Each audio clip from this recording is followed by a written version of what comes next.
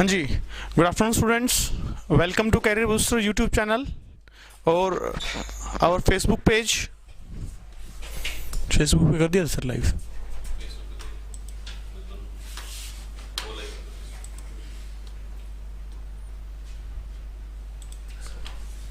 तो हरियाणा पुलिस का पेपर जो है वो हमारे पास पहुंच चुका है। तो भाई सॉल्यूशन स्टार्ट करते हैं, देखते हैं क्या क्या चीज़ें जो हैं एग्जाम में पूछी गई हैं। और ऐसा सुनने में आ रहा है गुप्त सूत्रों के से कि हरियाणा जीके जो है बिल्कुल गायब कर दी गई है। जो सबसे बड़ा सब्जेक्ट था वो सबसे छोटा कर दिया गया है भाई, ठीक है, ऐसा कुछ सुनने में आ रहा है। तो बाकी देखते हैं भाई, रहस्य में ही है पेपर और क्या क्या चीज़ें जो हैं इसके अंदर हमारी रहेंगी। तो शुरुआत करते हैं। सबसे पहले मैथ्स और इंग्लिश का सॉल्यूशन जो है मैं आपको करवाऊंगा। पहले मैथ्स करते हैं, उसके बाद रीजनिंग और फिर जो जीएस का पोर्शन जो है वो हम सोल्व करेंगे। ये जो जिनका इवनिंग शिफ्ट में एग्जाम है या फिर जिनका कल और परसों जो है जिन बच्चों का एग्जाम है उनको ये बहुत ज़्यादा क्या है हेल्प करने वाली ये चीज़ें, क्योंकि आपको पता है एचएसएससी जो है वो सेम पैटर्न को क्या करता है, फॉलो करता है। जो चीज़ें इन एग्जाम्स में पूछी जाएंगी उसी से मिलता जुलता कंटेंट जो है जो नेक्स्ट एग्जाम्स में पूछा जाएगा भाई। चलिए, तो सभी बच्चे जो हैं एक एक बार शेयर कर दे वीडियो को ताकि मैक्सिमम बच्चों तक पहुंच सके और बहुत सारे बच्चों को इसका फायदा जो है वो मिल सके।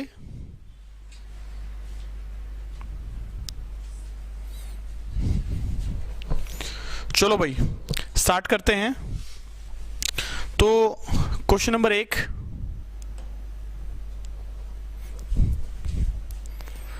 क्वेश्चन नंबर 1 में कहता है कि प्रति वर्ष 6.1/4% की ब्याज दर पर कोई धनराशि कितने वर्षों में क्या हो जाएगी, दुगनी हो जाएगी। यानी कि सीधी सी बात क्या है कि जो हमारी रेट ऑफ इंटरेस्ट है, जो ब्याज की दर है वो 6.1/4% है और कोई राशि कितने वर्षों में दुगनी हो जाएगी, in what time the amount will be double. तो यानी सीधी सी बात है, एक बार के लिए आप क्या निकाल लेते हैं, इसके अंदर इफेक्टिव रेट ऑफ इंटरेस्ट निकाल लेते हैं, प्रभावी ब्याज की दर निकाल लेते हैं। ठीक है भाई, इसका मतलब ये हो गया कि जो 1 रुपया था, ठीक है, वो कितना हो गया बताओ भाई, 2 रुपया हो गया। 1 रुपए के कितने रुपए हो गए हैं बताओ भाई, 2 रुपए। 1 रुपए के कितने रुपए हो गए हैं, 2 रुपए। तो भाई जब 1 रुपए के 2 रुपए बन जाते हैं तो ब्याज के रूप में जो हमें प्राप्त हुआ वो क्या प्राप्त हुआ बताओ भाई, 1 रुपया जो है वो हमें प्राप्त हुआ है। ब्याज के रूप में क्या प्राप्त हुआ है बच्चों, 1 रुपया। तो 1 रुपया ब्याज प्राप्त हुआ 1 के ऊपर, इंटू में 100 कर दें तो यानी हम ऐसा कह सकते हैं कि 100%, 100% जो है वो हमारी क्या आएगी भाई, रेट ऑफ इंटरेस्ट आएगी, ब्याज की दर आएगी। अब 100% रेट ऑफ इंटरेस्ट आएगी, एक साल में जो ब्याज की दर लगती है वह 6 से 1/4% है, 6 चौके 24 और 1 25/4% है। हमारे लीजिए जो रेट ऑफ इंटरेस्ट है, जो ब्याज की दर है वो 25/4% है, लेकिन यहां जो ब्याज की दर है वो है 100%। तो 100% को 25/4 से हम क्या कर देंगे, डिवाइड कर देंगे, भाग दे देंगे। तो 25 चौके कितना हो जाएगा, 100, तो 4 चौके 16। 16 साल में 16 ईयर्स में जो है वो हम ये कह सकते हैं कि 16 साल में वह धनराशि जो है वो क्या हो जाएगी, डबल हो जाएगी। तो पहले क्वेश्चन का जो आंसर रहेगा वो रहेगा बच्चों 16 ईयर्स, 16 साल भाई, ठीक है। तो ये हमारा फर्स्ट क्वेश्चन है। तो नेक्स्ट जो है वो रीजनिंग का पजल है ये।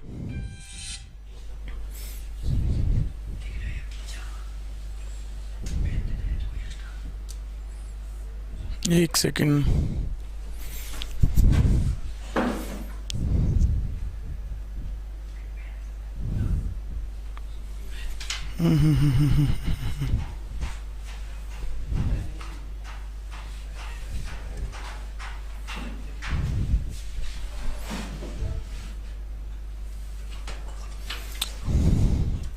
ये भी रीजनिंग का है। क्वेश्चन नंबर 5 जो है इसके बाद हमारा मैथ का क्वेश्चन है। अरे यार,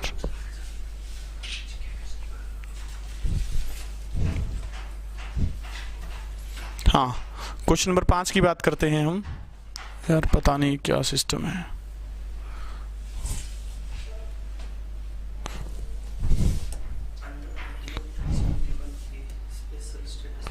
तो क्वेश्चन नंबर 5 क्या कहता है, कोई भी एक निश्चित संख्या है, कोई भी एक नंबर है, उस संख्या में क्या कहता है, 2 अंक हैं, मतलब जो वो संख्या है वो 2 डिजिट्स की है भाई।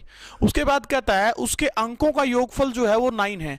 ऐसा क्वेश्चन आ जाए तो बच्चों नंबर सिस्टम से ये क्वेश्चन जो है वो हमारा उठाया जाता है और कहता है कि उसके जो डिजिट्स का जो सम है, उसके अंकों का जो योगफल है वो कितना है, बताओ भाई 9 है। जो डिजिट्स का जो सम होता है वो हमेशा कहां से उठाया जाता है, हमेशा ऐसा क्वेश्चन ऑप्शन से उठाने की कोशिश किया करो, बहुत जल्द ये क्वेश्चन होता है। यदि अंकों को उलट दिया जाए तो नई संख्या जो है मूल संख्या से 9 कम होगी, यानी कि उसके जो डिजिट्स हैं उसको कन्वर्स कर दिया जाए। इसका मतलब होता है जो इकाई का अंक है उसको दहाई का अंक बना देते हैं और जो दहाई का अंक है उसको इकाई का अंक जो है वो हम लोग अगर बना दें तो उन दोनों का जो डिफरेंस है, उनका जो अंतर है वो कितना होगा, 9 के इक्वल जो है वो हमारा होगा भाई। ठीक है, तो देखो 4 और 5 9, 6 और 3 9, 3 और 6 9 और 5 और 4 9। लेकिन भाई जैसे 54 है और 54 का बन जाएगा उल्टा 45 डिजिट्स क्रॉस करने पर, इनका डिफरेंस कितना आ रहा है 9। तो भाई 54 जो है, 54 जो है एक ऐसी संख्या है जो इस रूल को फॉलो करती है और यही हमारे क्वेश्चन का क्या रहेगा भाई, आंसर रहेगा कि 54 जो है, 54 जो है वो एक ऐसी संख्या है जिसके अंकों का योगफल कितना है भाई 9 और पलट दें तो कितना बन जाता है 45 और उसका डिफरेंस जो है वो हमारा कितना है 9 है। ठीक है, मूल संख्या से, अच्छा एक सेकंड, तो नई संख्या मूल संख्या से 9 कम है तो यानी कि 54 जो है इसको फॉलो करता है। वैसे ना कई बच्चों को ये लगेगा कि सर 45 आंसर क्यों नहीं आया, कई बच्चे ये कहेंगे कि सर हमारा आंसर जो है वो 45 आएगा, 45 लगा के आ जाएंगे। 45 क्यों नहीं आ सकता, क्योंकि भाई 45 को अगर उल्टा करोगे ना तो कितना आ जाएगा 54, तो दोनों का जो डिफरेंस है वो -9 के बराबर होगा। ये कहता है जो बाद वाली संख्या है वो पहले वाली से 9 कम होनी चाहिए, तो पहले वाली बड़ी होगी और बाद वाली क्या होगी भाई, छोटी होगी। तो इसलिए 45 आंसर नहीं हो सकता, 36 तो वैसे नहीं हो सकता, 63 वैसे भी नहीं हो सकता। तो हमारा जो आंसर है जो फॉलो होगा वो क्या होगा बताओ भाई, 54 होगा, यानी कि डी के इक्वल होगा, डी के बराबर होगा भाई। ठीक है, अच्छा ये भी 7th भी रीजनिंग का है।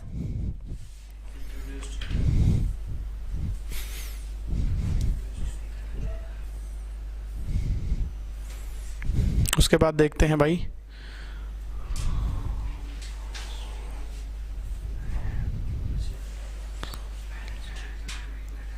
चलिए क्वेश्चन नंबर 15 की बात करते हैं आप। यार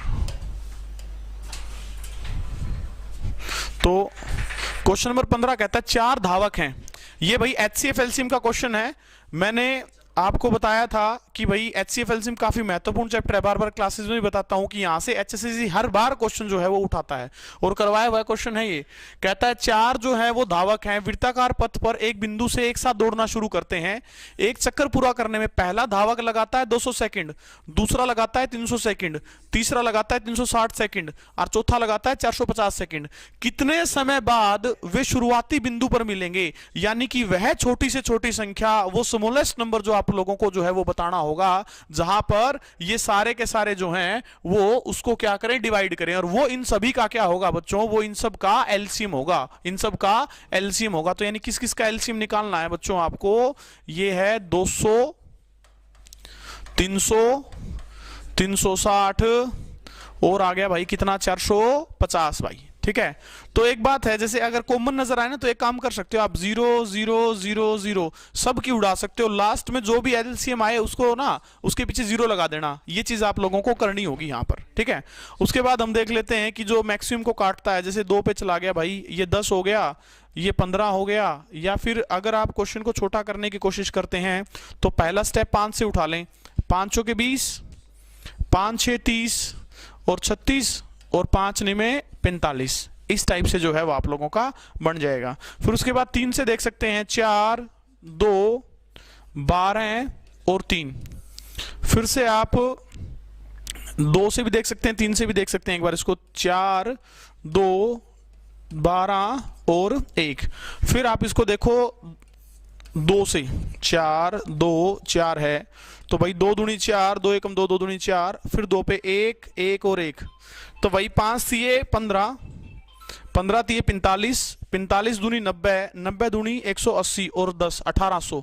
तो हम ये कह सकते हैं कि जो 1800 सेकंड्स है, 1800 सेकंड्स हैं, वो हमारे क्वेश्चन का क्या रहेगा भाई, आंसर रहेगा कि 1800 सेकंड में जो है हमें ये सब जो है एक साथ मिलेंगे, यानी 1800 जो है एक ऐसा नंबर है जो इन सबको क्या करता है, कंप्लीटली डिवाइड करता है भाई। ठीक है, इस तरीके से आप ये क्वेश्चन कर सकते हैं। तो ये मान के चलिए जिनका शाम की शिफ्ट को एग्जाम है उनको भी ये क्वेश्चन जो है वो देखने को मिल सकता है। तो भाई ऐसे केसेस में आप क्या करोगे, इस क्वेश्चन में हमेशा ऐसे दो क्वेश्चन बनते हैं, ऐसा बनेगा 4 घंटियां या 5 घंटियां जो है वो एक साथ बजना जो है शुरू करती हैं। तो घंटियों वाला क्वेश्चन आ जाए या ऐसे धावक वाला क्वेश्चन आ जाए, हमेशा और हमेशा इस क्वेश्चन के अंदर जो यूज होगा बच्चों, एलसीएम यूज होगा, एलसीएम से क्वेश्चन होगा।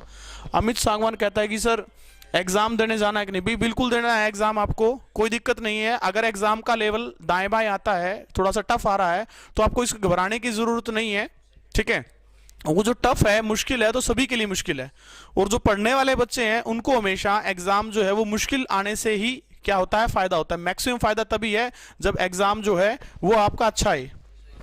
आवाज नहीं सही नहीं आ रही, नहीं आवाज सही चल रही, बिल्कुल हमारे यहाँ से कोई प्रॉब्लम नहीं है। थोड़ा सा एक्स्ट्रा शोर आ रहा होगा, मैं वो कम करवा देता हूँ। ठीक है, हाँ, और जो बच्चे मुझे फेसबुक पे देख रहे हैं वो हमारे कैरियर बूस्टर के यूट्यूब चैनल पर आ जाइए। चलिए नेक्स्ट क्वेश्चन पर बढ़ते हैं। आप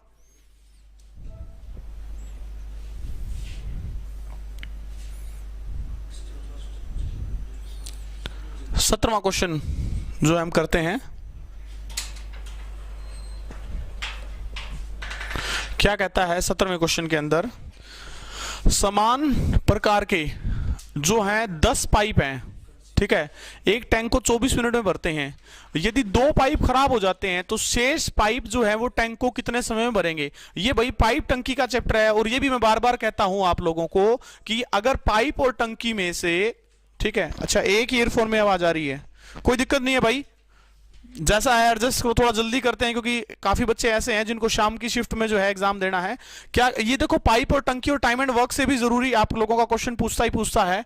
देखो क्या कहता है, समान प्रकार के 10 पाइप, इसको हम कह सकते हैं मैन 1, कितने हैं 10, और भाई 24 मिनट में भरते हैं, तो यानी कि जो टाइम है ना वो कितना है बताओ भाई, 24 है। इसको D1 मान लो, कोई इशू नहीं है भाई। उसके बाद मैन 2 कहता है जी 2 पाइप जो है उसमें से खराब हो जाते हैं। अरे 10 पाइप थे, उसमें से 2 खराब हो गए, तो पाइप बच कितने गए, 8, तो कितने समय भर देंगे, तो 10 × 24, और हमारे पास पाइप कितने हैं 8, तो 8 तिया 24, 10 तिया हम कह सकते हैं 30 में। तो ऐसा कह सकते हैं कि भाई 30 मिनट में जो है वो टैंक हमारा क्या हो जाएगा, कंप्लीटली फिलअप हो जाएगा, पूरा पूरा भर जाएगा। तो भाई हमारा जो टैंक है वो कितनी देर में भर जाएगा प्यारे बच्चों, 30 मिनट, 30 मिनट्स के अंदर जो है वो हमारा पाइप भर जाएगा भाई। ठीक है, सॉरी टैंक भर जाएगा। चलिए नेक्स्ट क्वेश्चन का जिक्र करते हैं। ये भी रीजनिंग का क्वेश्चन है, ये भी रीजनिंग का है। हरियाणा जीके का तो यही क्वेश्चन नजर आ रहा है मेरे को भाई, किस जिले में लाला लाजपत राय पशु चिकित्सा और पशु विज्ञान विश्वविद्यालय है, और सबको पता है ये पेपर जो हम सोल्व कर रहे हैं हिसार से सोल्व कर रहे हैं, तो ये जो है कहाँ है भाई, आपका हिसार के अंदर ही होगा भाई। ठीक है, कहाँ होगा ये, हिसार के अंदर। तो ऑप्शन नंबर ए जो है वो इसका क्या रहेगा, आपका बिल्कुल ठीक आंसर रहेगा। ठीक है, चलिए डाइस रीजनिंग के काफी क्वेश्चंस जो हैं वो एग्जाम में देखने को मिल रहे हैं भाई, बहुत ज्यादा रीजनिंग के क्वेश्चंस बहुत ज्यादा हैं भाई एग्जाम में। चलो भाई, हाँ क्वेश्चन नंबर 36 को देखते हैं। क्वेश्चन नंबर 36 क्या है, रमन घर से दूसरे शहर जाने के लिए 50 किलोमीटर प्रति घंटा की गति से गाड़ी चलाता है। मतलब जाते टाइम जो उसकी गति थी बच्चों वो कितनी थी, 50 किलोमीटर प्रति घंटा थी, और अपनी वापसी यात्रा 45 किलोमीटर प्रति घंटा की गति से जाता है। मतलब वापस आते टाइम जो है उसकी जो स्पीड है, उसकी जो गति है वो कितनी है बताओ भाई, 45 किलोमीटर प्रति घंटा है। उसके घर पहुंचने में 1 घंटा जो है अधिक लगा। आपको यह बताना है कि उसने कुल कितनी दूरी तय की। भाई 2 तरीके हैं, एक तो होता है इसको ऑप्शन से क्या करना, पिक करना, ठीक है, और दूसरा तरीका है कि आप लोग इसको x मान के पिक करो। लेकिन सबसे बेस्ट तरीका जो है ऑप्शन से उठाओ। उठाने का तरीका जो है मैं आपको बता देता हूं कैसे उठाना है। देखो, एक ऐसा नंबर उठाओ जो 50 से और 45 से दोनों से डिवाइड होता हो, 50 से और 45 से दोनों से डिवाइड होता हो। देखो 500 जो है ये 50 से होता है, 45 से नहीं होता, तो ये नहीं हो सकता। 225 है, ये 45 से होता है, 50 से नहीं होता, ठीक है, तो भी नहीं होता। उसके बाद जो 450 है और 900 है, ठीक है, ये 2 आपके ऐसे हैं जो भाग होते हैं। लेकिन सबसे पहले एक छोटे वाले ऑप्शन पे ट्राई करके देखेंगे हम। ऐसा है, ये मान के चलेंगे, लेट करेंगे कि जो डिस्टेंस है, जो दूरी है, वो हम क्या मान के चलेंगे 450। दूरी जो है वो हम क्या मान के चलेंगे 450 किलोमीटर, यानी कि 450 किलोमीटर है भाई। अब 450 किलोमीटर की दूरी को जब हम 50 की गति से जाएंगे तो उसको लगेंगे भाई 9 घंटे, तो उसको लगेंगे 9 घंटे। और जब 450 की दूरी हम 45 की गति से जाएंगे तो लगेंगे 10 घंटे भाई। यहां लगते हैं 10 घंटे, यहां लगते हैं 9 घंटे, दोनों के बीच में 1 घंटे का अंतर है कि नहीं? तो इसका मतलब हमारा जो एक्यूरेट आंसर है वो 450 किलोमीटर ही है। यही हमारे क्वेश्चन का आंसर रहेगा। अगर आप गलती से 900 उठा लेंगे तो 900 उठाते टाइम क्या हो जाएगा प्यारे बच्चों, कि जो डिफरेंस है वो क्या आ जाएगा, 2 का आ जाएगा। क्योंकि 900 को अगर आप 50 से डिवाइड करोगे तो क्या हो जाएगा, वहां पर आ जाएगा 18, और 900 को जब आप 45 से डिवाइड करोगे तो क्या आ जाएगा 20। दोनों के बीच में डिफरेंस जो है वो कितने का है, 2 का है भाई। ठीक है, उसके बाद भाई सभी बच्चे जो एक एक बार 2 पेपर है। अच्छा भाई एक चीज और सुनने में आई है बच्चों कि एग्जाम जो है HSSC हरियाणा पुलिस के 2 पेपर जो है वो दिए गए हैं। कोई बात नहीं, हम दोनों के दोनों जो है वो सोल्व करेंगे, कोई इशू नहीं है। सारे बच्चे जो एक एक बार शेयर कर दें भाई, इसको 100 तक पहुंचा दे अपनी लाइव वॉचिंग को। ठीक है, जो बच्चे मुझे फेसबुक पे देख रहे हैं वो अपने कैरियर बूस्टर के यूट्यूब चैनल पर आ जाइए ताकि मैं आपके कमेंट्स का रिप्लाई कर सकूं। ठीक है, हाँ बिल्कुल 2 पेपर हो सकते हैं,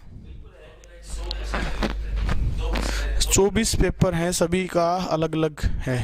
नहीं 24 अलग अलग नहीं है निर्मल, वो 24 तो क्या है सेट वो बनाए हुए क्वेश्चन सफल किए होंगे, लेकिन पेपर जो है वो 2 बनाए गए होंगे, जैसे हरियाणा SI के टाइम पे हुआ था। ठीक है, तो ऐसा हो सकता है।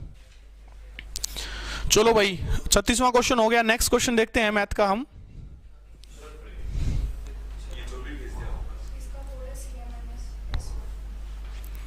ये भी रीजनिंग, ये भी रीजनिंग, ये भी रीजनिंग।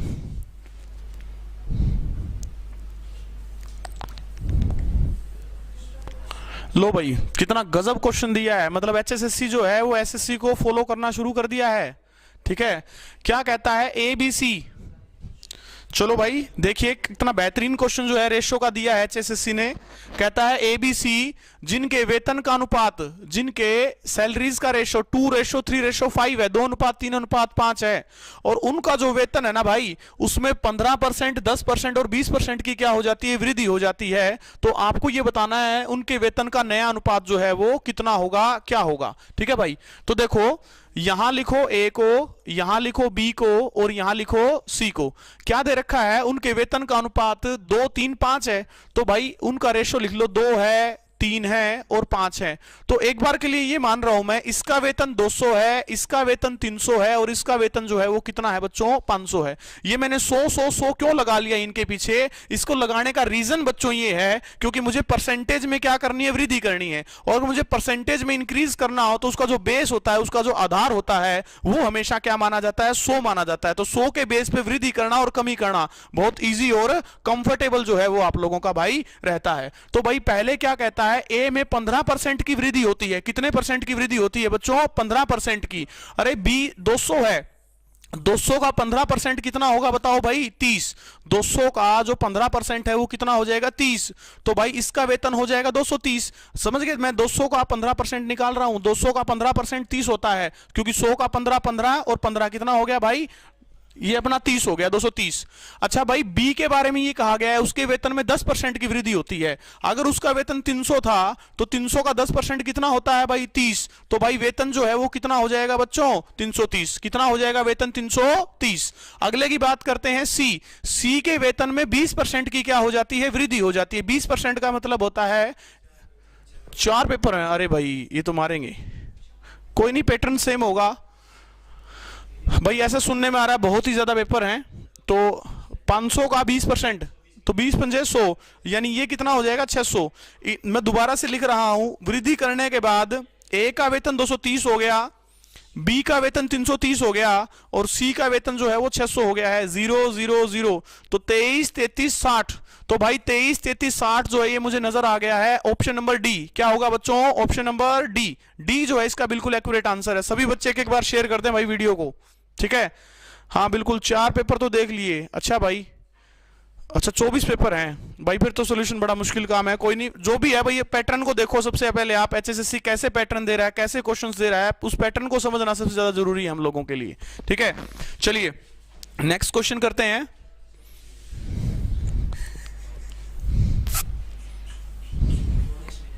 इकोनॉमिक्स भी आने स्टार्ट हो गई है भाई, भाई पजल आने लगे हैं, मतलब रीजनिंग के बहुत ही ज्यादा क्वेश्चन जो हैं नजर आ रहे हैं हमें पेपर में।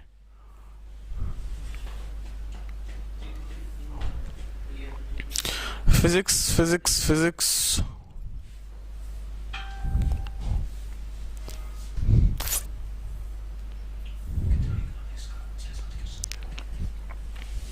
देखो भाई, क्वेश्चन नंबर 70th की बात करते हैं, हम बात करते हैं क्वेश्चन नंबर 70th की।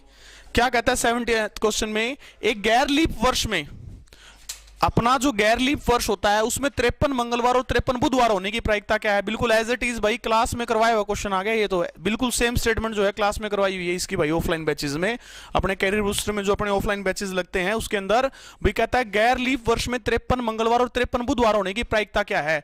भाई जैसे नॉन लीप ईयर हो ना, नॉन लीप ईयर में दिन कितने होते हैं बच्चों, 365।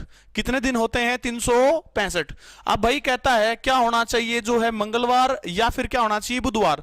तो भाई 365 को ना आप 7 से भाग दे दें, 365 को किससे भाग दे दें, 7 से भाग दे दें, तो क्या हो जाएगा, 7 पंजे 35, 7 पंजे 35, तो 15 बच गया, तो 7 दूनी 14।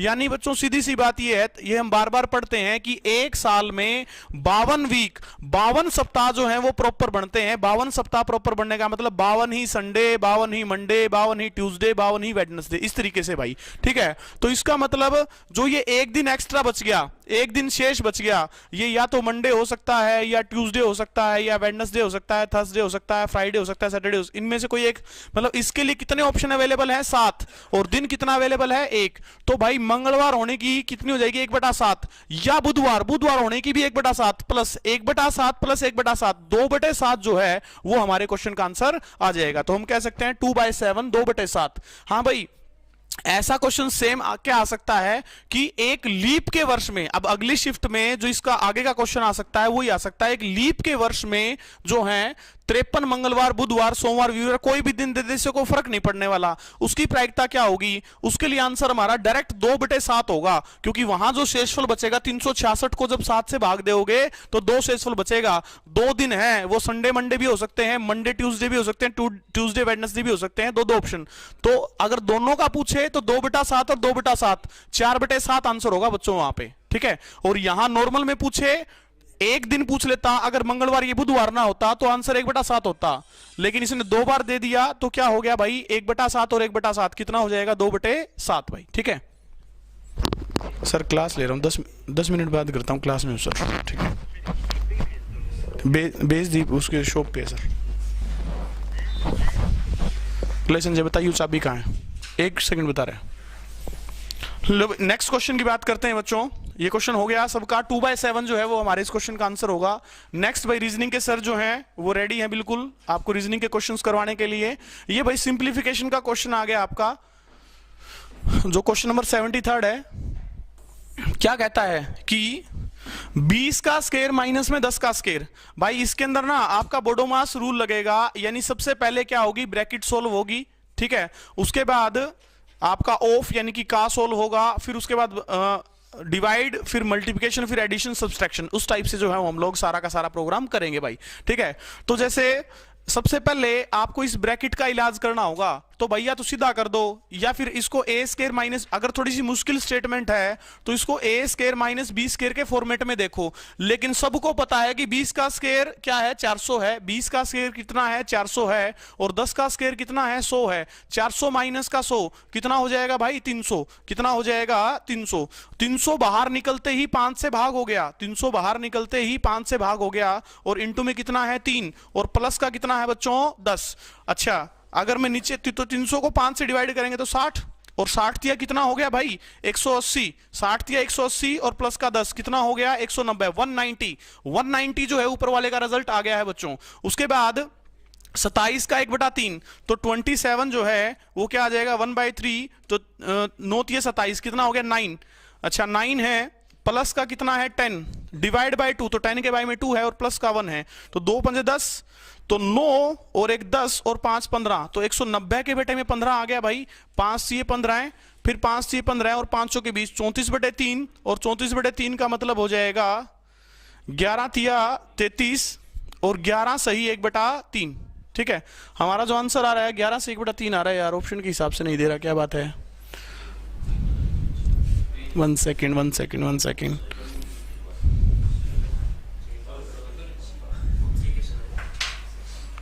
यार 11 1/3 आना चाहिए। 1 सेकेंड और चेक कर लेते हैं भाई। 20 का स्क्वायर 400 माइनस 10 का स्क्वायर 100 तो कितना होगा 300। 300 डिवाइड बाय में 5, ठीक है, तो 5 के 30 60, ठीक है, 60 की 3 के साथ करोगे 180 और 180 प्लस का 10 तो कितना आएगा भाई 190। 27 का 1/3, 3 ही में 27 9 प्लस में 10 डिवाइड बाय में क्या है भाई 2 है, तो 2 5 10 9 और 1 10 और 5 15, 190/15, 5 से 15 हो गया, फिर 5 से 15, 5 के 20 34 बटे, यार 11 से 1/3 आना चाहिए, ठीक है, तो इसमें नहीं है, लेकिन आंसर जो है वो आपका 11 1/3 रहेगा, 11 से 1/3 ही रहेगा भाई, ठीक है। चलिए नेक्स्ट क्वेश्चन की बात करते हैं। कोई नहीं, ऑब्जेक्शन होगा तो मिल जाएगा सबको। 75वें क्वेश्चन की बात करते हैं भाई। 75th क्वेश्चन की, मैथ्स के भी ठीक ठाक क्वेश्चन दे रखे हैं और एसएससी के पैटर्न को फॉलो कर रहा है भाई, अच्छा पेपर बनाया हुआ है एचएसएससी ने। सुधांशु 1 वर्ष के लिए 15,000 रुपए को 10% प्रति वर्ष की ब्याज दर से निवेश किया है। यदि ब्याज हर 6 महीने चक्रवृद्धि होता है तो 1 वर्ष के अंत में कितना ब्याज मिलेगा। ध्यान रखना भाई, जब ब्याज की दर 6 माही हो जाए, जब ब्याज की दर 6 माही हो जाए तो रेट ऑफ इंटरेस्ट जो है वो आधी हो जाती है और टाइम जो है वो क्या हो जाता है, डबल हो जाता है, ठीक है। तो यहां जो है अमाउंट का फॉर्मूला होता है, मिश्र धन का फॉर्मूला होता है क्या, principal into 1 plus R by 100 raise to power time, principal into 1 plus R by 100 raise to power time. तो भाई प्रिंसिपल जो है वो हमारा कितना है बच्चों 15,000 इंटू 1 प्लस में देखो 10% प्रति वार्षिक थी, तो हाफ ईयरली आधी वर्ष के लिए 10 के बेटे में 2 कर देंगे, कितना हो जाएगा भाई 5%, क्या हो जाएगा 5%, ठीक है। 5% जो है वो हमारी रेट ऑफ इंटरेस्ट होगी और एक वर्ष में मैं ऐसा कह सकता हूं कि 2 छमाही जो है वो मेरी बन जाएगी। तो 1 प्लस में 5/100, 1 प्लस का 5/100 रेज टू पावर कितनी हो जाएगी बच्चों 2, रेज टू पावर कितनी हो जाएगी 2। अच्छा भाई 5 एकम 5 20 पंजे 100, तो जो ये 15,000 है अपना, तो 1 प्लस में यह हो जाएगा 21/20 और इंटू में क्या हो जाएगा 21/20 भाई, तो 2 0 से 2 0 गई हमारी।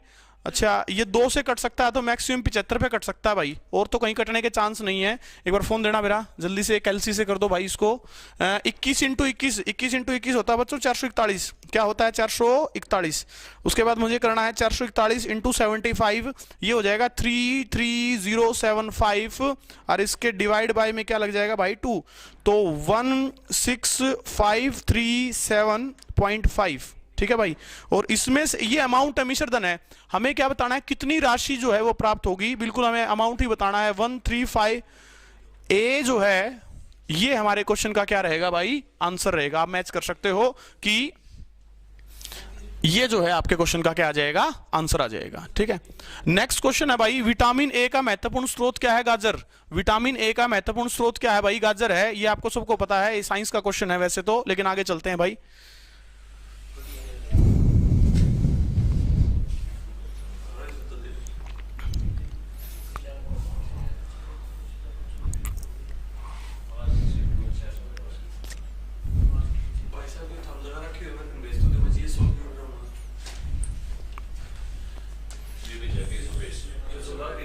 केशव सेंड कर से सर को पेपर ये। चलो भाई 89th क्वेश्चन, बिल्कुल बेहतरीन क्वेश्चन आया भाई, तृतीय अनुपाती और चतुर्थ अनुपाती के मैथ का एक और क्वेश्चन। मैथ्स के कम से कम 12 से 15 क्वेश्चन पूछे गए हैं आपके, ठीक है। 12 और 30 के तृतीय अनुपाती, देखो भाई जिनका शाम को पेपर है कल या परसों है, ये 3 चीजें होती है, तीनों चीजों के फॉर्मूले सुन लो सबसे पहले तो बिल्कुल ध्यान से, ठीक है। इस थोड़ा सा ऊपर ले लेते हैं, जगह बन जाएगी, इनके बीच में जगह मिलेगी, दोनों के बीच में देखो ये स्पेस मिल गया भाई अपने को। ये 89th क्वेश्चन है भाई मैथ का है। देखो 3 चीजें होती हैं बच्चों, एक तो होता है मीन प्रपोर्शन, एक होता है मीन प्रपोर्शन जिसको हिंदी माध्यम के विद्यार्थी कहते हैं मध्यानुपाती। क्या कहते हैं भाई मध्यानुपाती। तो मध्यानुपाती निकालना 2 ही चीजें होती हैं ए और बी, तो ए और बी की मल्टीप्लाई करवा के उसका अंडर रूट कर दें तो मध्यानुपाती निकल जाता है। दूसरी चीज जो होती है वो होता है प्यारे बच्चों तृतीयानुपाती। क्या होता है तृतीयानुपाती, जिसको हम क्या बोलते हैं बच्चों थर्ड प्रपोर्शन बोलते हैं। क्या बोलते हैं भाई थर्ड प्रोपोर्शन। ये आ सकता है आगे वाली शिफ्ट में, बिल्कुल 1 नंबर पक्का कर लो सभी बच्चे देख के कि जो मीन प्रोपोर्शन है, मध्य अनुपाती है, वो क्या होता है, ए और बी की मल्टीप्लाई करवा के उसका स्क्वायर रूट कर दें, ए और बी की गुणा करवा के उसका वर्गमूल कर दें, तो मीन प्रोपोर्शन मध्य अनुपाती निकल जाता है भाई। ठीक है, तृतीय अनुपाती थर्ड प्रोपोर्शन की बात है, क्या है, थर्ड प्रोपोर्शन में भी ए और बी होता है, थर्ड प्रोपोर्शन में ए और बी होता है, सी निकालना होता है, तो बी के स्क्वायर को ए से भाग दे दें, बी के स्क्वायर को ए से भाग दे दें, तो थर्ड प्रोपोर्शन यानी कि तृतीय अनुपाती निकल जाएगा। बिल्कुल भाई, 84 बच्चों तक पहुंच गया। जल्दी से सारे बच्चे एक बार शेयर करके इसको 100 बच्चों तक पहुंचा दो। ठीक है भाई, इसको 100 बच्चों तक पहुंचा दो जल्दी से। ठीक है, मजा आ जाएगा। चलो भाई, तीसरा जो है चतुर्थ अनुपाती, क्या होगा, चतुर्थ अनुपाती, जिसको हम लोग बोलते हैं बच्चों फोर्थ प्रोपोर्शन बोलते हैं। क्या बोलते हैं भाई हम लोग, फोर्थ प्रोपोर्शन। तो भाई फोर्थ प्रोपोर्शन में क्या होता है, जैसे ए है और बी है, क्या है, ए है और बी है, दो चीजें हैं, और फोर्थ प्रोपोर्शन के टाइम पे सी भी होता है, तो भाई हमें डी निकालना होता है, B into C divide by A कर दो, क्या है, B into C divide by में ए कर दो, इससे हमारा फोर्थ प्रोपोर्शन चतुर्थ अनुपाती जो है वो बच्चों आपका क्या हो जाएगा, फाइंड आउट हो जाएगा। अब चलते हैं क्वेश्चन के अंदर, कहता है 12 और 30 का तृतीय अनुपाती, 12 का और 30 का क्या देखना है, तृतीय अनुपाती देखना है। तो भाई तृतीय अनुपाती निकाल लो पहले, 12 और 30 का, ये निकाल लो भाई, ये तो है ए और ये कौन है, बी, तो 30 और इंटू में 30 और बटे में कितना आ गया भाई, 12, तो भाई 6 दूनी 12 और 6 पंजे 30, और यहां हो जाएगा 15 दूनी 30, तो 15 पंजे 75, 15 पंजे 75, इनका तृतीय अनुपाती कितना आ गया बताओ भाई, 75 आ गया। और कहता है 9 और 25 का क्या निकालना है, मध्य अनुपाती, मीन प्रोपोर्शन। देखो ये रहा मध्य अनुपाती भाई, 9 का और 25 का, तो मध्य अनुपाती कैसे निकलेगा, 9 की और 25 की मल्टीप्लाई करवा के अंडरूट कर दो भाई, 9 का अंडरूट होता है 3 और 25 का अंडरूट होगा 5, और 5 से कितना हो जाएगा, 15, यानी कि 15 हो जाएगा। तो भाई ये 75 है, ये 15 है, 15 एकम 15, 15 बजे 75, 5:1। ऑप्शन नंबर ए जो है वो हमारे क्वेश्चन का आंसर रहेगा 5:1।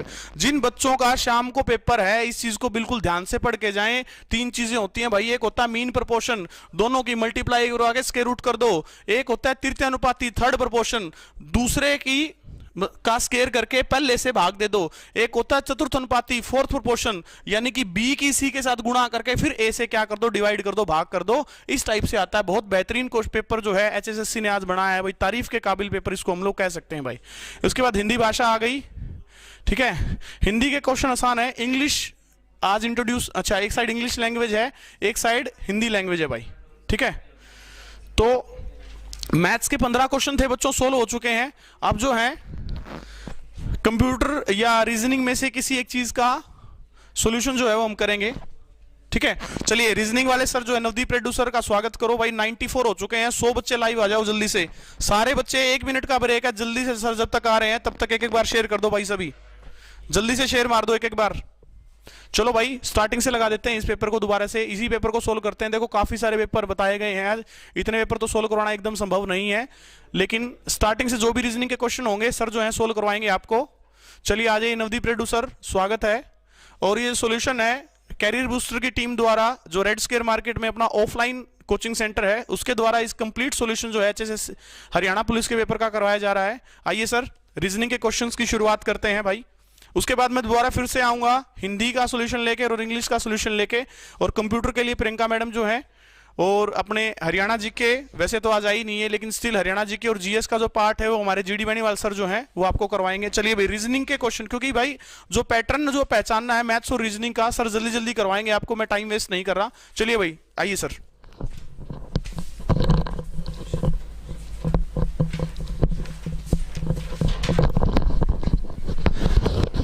हाँ जी, नमस्कार सभी को भाई।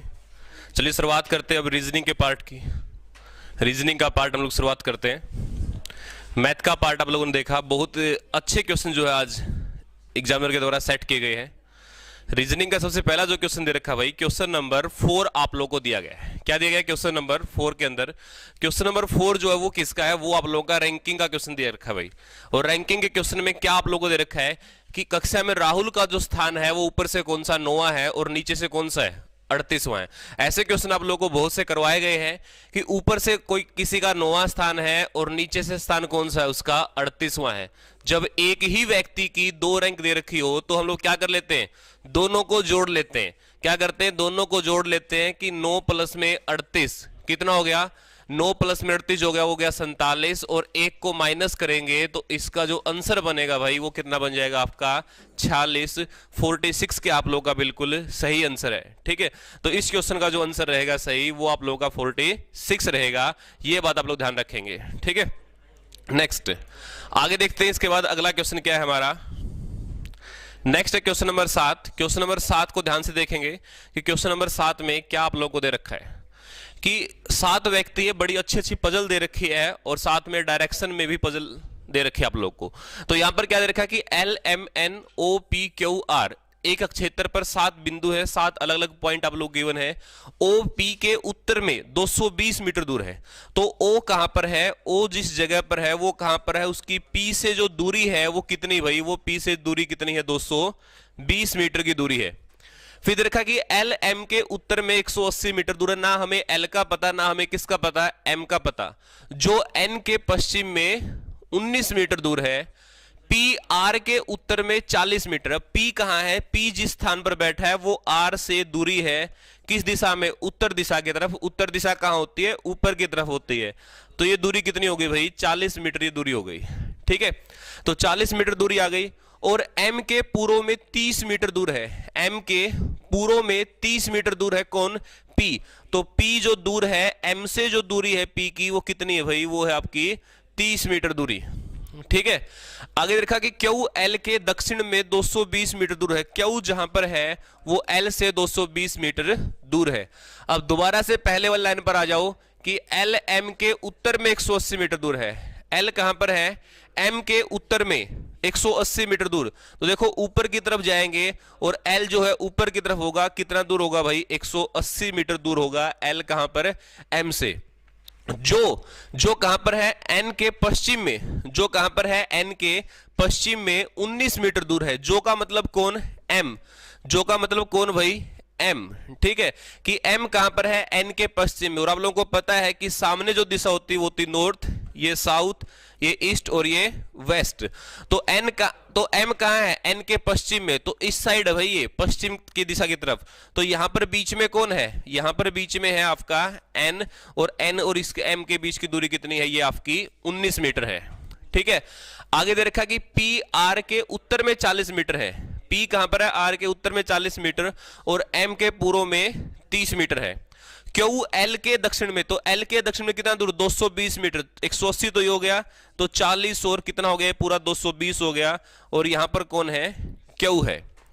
अब क्वेश्चन में दिया क्या गया है, अब देखो क्वेश्चन के अंदर क्या आप लोगों को अब दे रखा है। तो अब जो क्वेश्चन में दिया गया वो क्या दिया गया भाई, कि अमित R से पश्चिम की ओर चलना शुरू करता है। अमित कहां से चलना शुरू किया, R पॉइंट से पश्चिम दिशा की ओर इसने चलना शुरू किया। कितना दूर चला, 21 मीटर तय करने के बाद इसने ये दूरी तय कर ली भाई, 21 मीटर। कहां मुड़ा, दाएं मुड़ता है, दायां यानी कि ऊपर की तरफ मुड़ेगा और 260 मीटर चलता है। देखो ये जो दूरी है ना, ये दूरी आप लोगों को पता होगी। ये दूरी कितनी है, देखो 220 और 40 कितनी होगी, 260 हो गई। 220 और 40 ये कितनी होगी, ये होगी 260। तो देखो ये 260 ऊपर चला गया पूरा। ठीक है, जितनी दूरी ये है इतना ही दूरी ये चला गया, 260 का 260। और फिर पूर्व की ओर मुड़ता है, तो पूर्व होगा इस दिशा में, तो इस दिशा में मुड़ गया।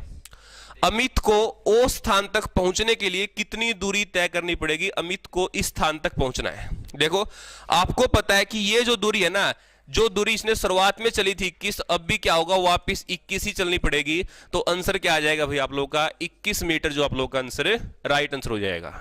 ठीक है, तो इस क्वेश्चन का जो आंसर है वो आपका 21 आंसर रहेगा। ठीक है, तो भाई अब आगे से ध्यान रखें कि रीजनिंग जो है आप लोगों के एग्जाम में कितने भी मुश्किल आ सकती है, तो क्लास लगाया करो सब। नेक्स्ट अगला क्वेश्चन ये क्वेश्चन बहुत बार आप लोगों को करवाया गया है कि 24 घंटे में कितनी बार एक घड़ी की मिनट और घंटे की सुई समकोण पर होगी, राइट एंगल पर होगी। तो आप लोगों को सारी बातें बता रखी है कि 0 डिग्री जो होता है वो 1 घंटे में कितनी बार बनता है, 1 बार। ठीक है, और 12 घंटे में 11 बार 0 डिग्री। ऐसे ही 180 डिग्री भी कितनी बार बनता है, 180 डिग्री भी 1 घंटे में 1 बार और 12 घंटे में 11 बार। और बात किसकी की गई यहां पर बात की गई आपकी 90 डिग्री यानी कि समकोण की। और समकोण 1 घंटे में कितनी बार बनता है? 1 घंटे में 2 बार। और यहां पर कितनी घंटे की बात हो रही है? 24 घंटे की। तो 1 घंटे में 2 बार, तो 12 घंटे में आप लोगों को बता रखा कितनी बार? 22 बार। तो 22 बार दिन में, 22 बार रात में, तो आंसर कितना आ गया? 44 बार आप लोग क्या हो जाएगा? राइट आंसर आ जाएगा भाई। ठीक है, तो आप लोग का जो राइट आंसर बच्चों क्या आपका 44 बार बिल्कुल राइट आंसर है। ठीक है, चलिए अगला क्वेश्चन पर चलते हैं। तो ये चीज ध्यान रखिए जिसका एग्जाम जो अगली शिफ्ट के अंदर है कि 0 डिग्री जो कितनी बार, 0 डिग्री एक दिन में कितनी बार बनता है? 22 बार। और 180 डिग्री भी एक दिन में कितनी बार बनता है? 22 बार बनता है। ठीक है, यानी कि 24 घंटे अगर हम लोग बात करें तो। नेक्स्ट अगला क्वेश्चन देखते हैं कि अगला क्वेश्चन क्या है। अगले क्वेश्चन पर आइए, रीजनिंग का जो अगला क्वेश्चन रहेगा वो क्या रहेगा? नेक्स्ट ये रहा भाई क्वेश्चन नंबर 20। क्वेश्चन नंबर 20 जो है ये रीजनिंग का क्वेश्चन है। क्वेश्चन नंबर 20, क्वेश्चन नंबर 20 के अंदर क्या आप लोगों को दे रखा है?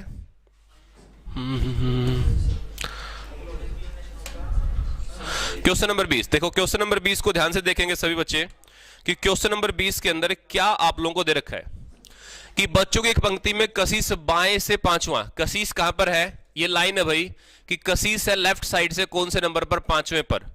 और मोना दाएं से 6ठे पर। मोना कहां से? राइट साइड से। ये तो हो गया कशिश और ये कौन हो गई? मोना। मोना कौन से नंबर पर है? 6ठे नंबर पर है। फिर क्या किया? दोनों ने आपस में स्थान बदल लिया। यहां पर कौन आ गई? यहां पर आ गई मोना और यहां कौन चला गया? यहां चला गया कशिश। आपस में स्थान बदल लेते हैं।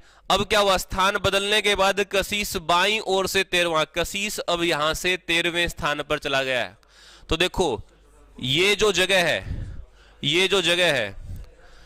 यहां पर 2 बार गिनने गई, एक बार लेफ्ट से और एक बार राइट से। तो 6 प्लस में 13, आंसर कितना हो गया भाई आपका? 19 हो गया।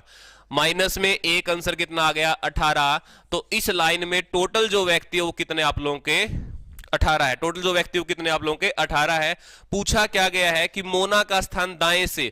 तो मोना का स्थान जब दूसरी एंड से बताना है, यहां से बताना। अब देखो मोना का स्थान कहां से बताना? दूसरे एंड से बताना है। तो मोना का स्थान जब हम बताएंगे तो क्या करेंगे कि 18 माइनस में 5 और प्लस में 1, तो 19 में से 5 घटाओ कितना आएगा? 14 आप लोग का आंसर आएगा। तो राइट आंसर क्या आएगा आपका? ऑप्शन नंबर डी जो होगा वो क्या होगा? बिल्कुल राइट आंसर होगा। ठीक है, ठीक है। नेक्स्ट देखिए, बिल्कुल भाई मिस्टर सारण एयरफोर्स में भी पढ़ाया होगा आपको। देखो नेक्स्ट है क्वेश्चन नंबर 23। क्वेश्चन नंबर 23 में क्या दे रखा है भाई आप लोगों को? क्वेश्चन नंबर 23 जो है बड़ा ही अच्छा क्वेश्चन है कि ए बी सी डी एक परिवार के 6 सदस्य हैं। परिवार में एक दंपत्ति है और एक दंपत्ति के क्या है? माता पिता है और उसके क्या है? बच्चे, यानी कि एक परिवार है ये। ठीक है, ए सी का बेटा है। तो ए बेटा भाई किसका? सी का। तो बेटा है तो मेल, किसका बेटा? सी का। सी को ऊपर की तरफ ले गया मैं। डी ई ए की बेटी, तो ए की बेटी कौन है? ई है। डी एफ की बेटी, डी किसकी बेटी? एफ की बेटी। जो ई की मां, जो शब्द का प्रयोग किसके लिए? एफ के लिए। जो शब्द का प्रयोग किसके लिए? एफ के लिए। जो ई की मां, ई की मां कौन हो गई? एफ। और एफ डी किसकी बेटी है? एफ की। अब देखो ए की बच गया, कौन बच गया? बी बच गया। ठीक है, ये हो गया दंपत्ति, ये हो गई दंपत्ति के माता पिता और ये उनके बच्चे। तो पूछा क्या गया है कि कौन सा युग्म दंपत्ति के माता पिता? तो कौन सा है? बी और सी युग्म क्या है? दंपत्ति के माता और पिता है। तो ये क्या होगा आप लोग का? राइट आंसर रहेगा। ठीक है, नेक्स्ट चलते हैं नेक्स्ट क्वेश्चन पर। अगला क्वेश्चन क्या रहेगा अपने लिए? नेक्स्ट है क्वेश्चन नंबर 30 जो कि डाइस का क्वेश्चन है। और ये बहुत बार आप लोग को बताया गया कि डाइस के क्वेश्चन में क्या करना है। 3 फिगर आप लोग को दे रखी है और क्या होना चाहिए आप लोगों के लिए? सिंगल डिजिट कॉमन होना चाहिए। क्या कॉमन हो? कोई भी एक सिंगल डिजिट आपका कॉमन हो। तो देखो फर्स्ट और सेकंड में जो कॉमन है आपका वो क्या दे रखा है? हैश दे रखा है। और हम क्या करते हैं, जो कॉमन डिजिट होता है उससे क्या कर लेते हैं? क्लॉकवाइज चल पड़ते हैं। तो पहले हैश है, फिर @ है और फिर क्या दे रखा है? डॉलर दे रखा है। यहां पर पहले हैश है, फिर क्या है? फिर आप लोगों के लिए थीटा है और फिर क्या आप लोगों के लिए आई है। ठीक है, देखो पूछा गया आई का अपोजिट, तो आंसर क्या आएगा? आई के अपोजिट में कौन आ गया? डॉलर आ गया। और अगर हैश का अपोजिट पूछा जाए तो आप लोग आसानी से बता सकते हैं कौन बच गया आप लोगों का। ठीक है, कर लोगे? तो ये आप लोगों के क्वेश्चन थे। नेक्स्ट क्वेश्चन पर चलते हैं। अगला क्वेश्चन क्या है भाई आपके लिए, देखो रीजनिंग का नेक्स्ट जो क्वेश्चन है वो है क्वेश्चन नंबर 32। क्वेश्चन नंबर 32 में क्या दे रखा है आप लोग को, बड़ा अच्छा क्वेश्चन है कंपैरिजन टेस्ट का। कंपैरिजन टेस्ट में क्या दे रखा है, देखो 5 लड़के की दौड़ में भाग लेते हैं। राम मोहन से पहले, राम किससे पहले है, राम मोहन से पहले है, लेकिन परंतु गोपाल के पीछे। तो राम किसके पीछे है, गोपाल के पीछे है, ठीक है, राम गोपाल के पीछे है। विजय शैलेश से पहले परंतु मोहन के पीछे। मोहन के पीछे कौन है, विजय है, और विजय किससे पहले है, शैलेश से पहले है। पूछा गया है कि दौड़ किसने जीती, तो सबसे आगे कौन है, गोपाल है। तो इसमें दौड़ किसने जीती है, गोपाल ने दौड़ जीती है, ठीक है। तो इसका आंसर क्या आएगा भाई आपका, गोपाल आएगा, ठीक है। नेक्स्ट अगला क्वेश्चन हम चलते हैं कि अगला क्वेश्चन क्या रहेगा अपना। नेक्स्ट क्वेश्चन है भाई एम्बेडेड फिगर का नॉन वर्बल रीजनिंग का क्वेश्चन दे रखा है। आपसे पूछा गया है कि ये जो आपकी आकृति है ये कहां पर छिपी हुई है, किस फिगर में आकृति छिपी हुई है। तो अगर ध्यान से देखोगे तो ऑप्शन नंबर बी पर आइए। ये देखो ये सेम बन गया इसके जैसा, और ये रहा। तो ये आकृति जो है यहां पर छिपी हुई है, तो राइट आंसर क्या आ जाएगा इसका, ऑप्शन नंबर बी आ जाएगा, ठीक है। बड़े अच्छे क्वेश्चन है भाई आज के पेपर में। नेक्स्ट क्वेश्चन देखते हैं। क्वेश्चन नंबर अगला कौन सा होगा, नेक्स्ट है क्वेश्चन नंबर 40। क्वेश्चन नंबर 40 में क्या दे रखा है कि आपको ग्रुप का कोड बना करके दे रखा है, और मैंने आप लोगों को अपोजिट बता रखे हैं कि जी का अपोजिट क्या होता है, टी जीटी रोड। आर का अपोजिट क्या होता है, आई इंडियन रेलवे। ओ का अपोजिट क्या होगा, ओ का अपोजिट होता है कौन, एल लॉग आउट। और यू का अपोजिट कौन होता है, एफ फन। और पी का अपोजिट कौन होता है, काला पानी पीके, ठीक है। तो अब अपोजिट लिखने हैं, तो देखो सी का अपोजिट कौन होगा, सी का अपोजिट होता है एक्स, ओ का एल, एल का ओ, यू का एफ, एम का एन और एन का एम, ठीक है। ये ऑप्शन चेक कर लो कि किस ऑप्शन में ये वाला ऑप्शन है। देखो तो एक्स एल ओ, तो पहला दोनों तो गलत है, ये ए और सी। तो X L O F N M, right answer क्या होगा, ऑप्शन नंबर बी क्या हो जाएगा आप लोग का, राइट आंसर हो जाएगा, ठीक है। तो इस क्वेश्चन का जो राइट आंसर आपका ऑप्शन नंबर बी क्या है, बिल्कुल राइट है। सभी बच्चे एक बार वीडियो को शेयर करेंगे भाई, और सभी तक जो है पहुंचनी चाहिए वीडियो। नेक्स्ट देखते हैं।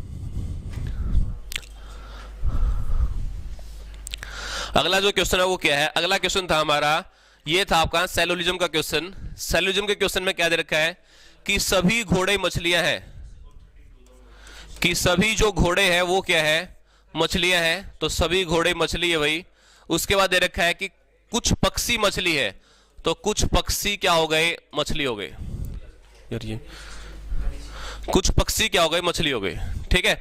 उसके बाद क्या दे रखा है कि कुछ मछलियां पक्षी है, तो देखो कुछ मछलियां क्या हो गई, पक्षी हो गई। तो ये वाला ऑप्शन क्या आपका सही है, पहला कंक्लूजन क्या आपका सही है। दूसरा कंक्लूजन में क्या है कि कुछ पक्षी घोड़े नहीं है, कुछ पक्षी जो वो ऐसे जो घोड़े नहीं है, इस बात की कंफर्मेशन आपके पास नहीं। तो ये क्या है, आपका कांट से में चला जाएगा। तो राइट आंसर क्या होगा, केवल निष्कर्ष वन अनुसरण करता, ऑप्शन नंबर सी क्या होगा आपका सही होगा। ऑप्शन नंबर सी क्या आप लोग का बिल्कुल राइट आंसर है इस क्वेश्चन के लिए। नेक्स्ट क्वेश्चन है भाई, अगला क्वेश्चन आप लोगों का देखिए, ये पजल आप लोगों की एक, इस पजल में क्या आप लोगों को दे रखा है, देखेंगे कि इस पजल के अंदर क्या आप लोगों को दिया गया है। इस पजल को मैं यहीं पर करवा देता हूं साइड में आप लोगों के लिए, ठीक है। देखो इसमें दे रखा है कि विद्यालय में 6 व्यक्ति है, A B C D E और एफ। प्रत्येक अध्यापक 2 विषय पढ़ाते हैं, 2 अलग अलग विषय जो है प्रत्येक अध्यापक पढ़ा रहे हैं, जिनमें एक अनिवार्य विषय और एक वैकल्पिक विषय, एक ऑप्शनल है, एक कंपलसरी सब्जेक्ट है।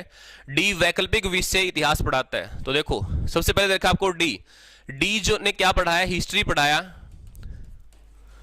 हिस्ट्री जो है वो डी ने पढ़ाया, किसके रूप में, ऑप्शनल सब्जेक्ट के रूप में, और कंपलसरी सब्जेक्ट जो है वो अलग है, ठीक है। डी ने क्या पढ़ाया, डी ने जो पढ़ाया वो क्या पढ़ाया, हिस्ट्री पढ़ाया ऑप्शनल सब्जेक्ट के रूप में। कंपलसरी सब्जेक्ट का हमें पता नहीं। डी वैकल्पिक विषय इतिहास था, जबकि अन्य 3 के पास यह अनिवार्य विषय के रूप में है, ठीक है। आगे दे रखा है कि एफ का अनिवार्य, ई और एफ के पास भौतिक शास्त्र विषय के रूप में है। तो ई और जो एफ है दोनों के पास क्या है, ई और एफ के पास भौतिक शास्त्र विषय के रूप में है, और एफ का अनिवार्य विषय क्या है, गणित है। तो इसके बाद क्या आ गया, ई आ गया, फिर एफ है आपका, ठीक है। ई और एफ, ई के पास क्या है, भौतिक शास्त्र, यानी कि ई के पास क्या आपका ई के पास जो आपका फिजिक्स है, ई के पास क्या आपका फिजिक्स है, और एफ के पास क्या आपका मैथ है। ठीक है, ये अपोजिट हो जाएंगे, यहां पर इसके पास क्या चला जाएगा, मैथ चला जाएगा, और इसके पास क्या आ जाएगा आपका फिजिक्स आ जाएगा। ठीक है, बाकी के 3 बच गए, कौन कौन बच गया, बाकी के 3, सी बच गया, ए बच गया और बी बच गया। इन तीनों के पास कंपलसरी सब्जेक्ट के रूप में क्या है, हिस्ट्री है, ये आपको दिया गया है, तो यहां पर आ जाएगा हिस्ट्री, हिस्ट्री और हिस्ट्री। ठीक है, आगे दे रखा है सी और ई दोनों के लिए वैकल्पिक विषय है, जो सी और ई दोनों के लिए क्या है, वैकल्पिक विषय है। कौन सा, सी और ई के लिए वैकल्पिक विषय जो रहेगा वो क्या रहेगा, सी और ई के लिए दोनों के लिए वैकल्पिक विषय क्या है, मैथ हो जाएगा। ठीक है, सी और ई का जो विषय होगा, सी और ई,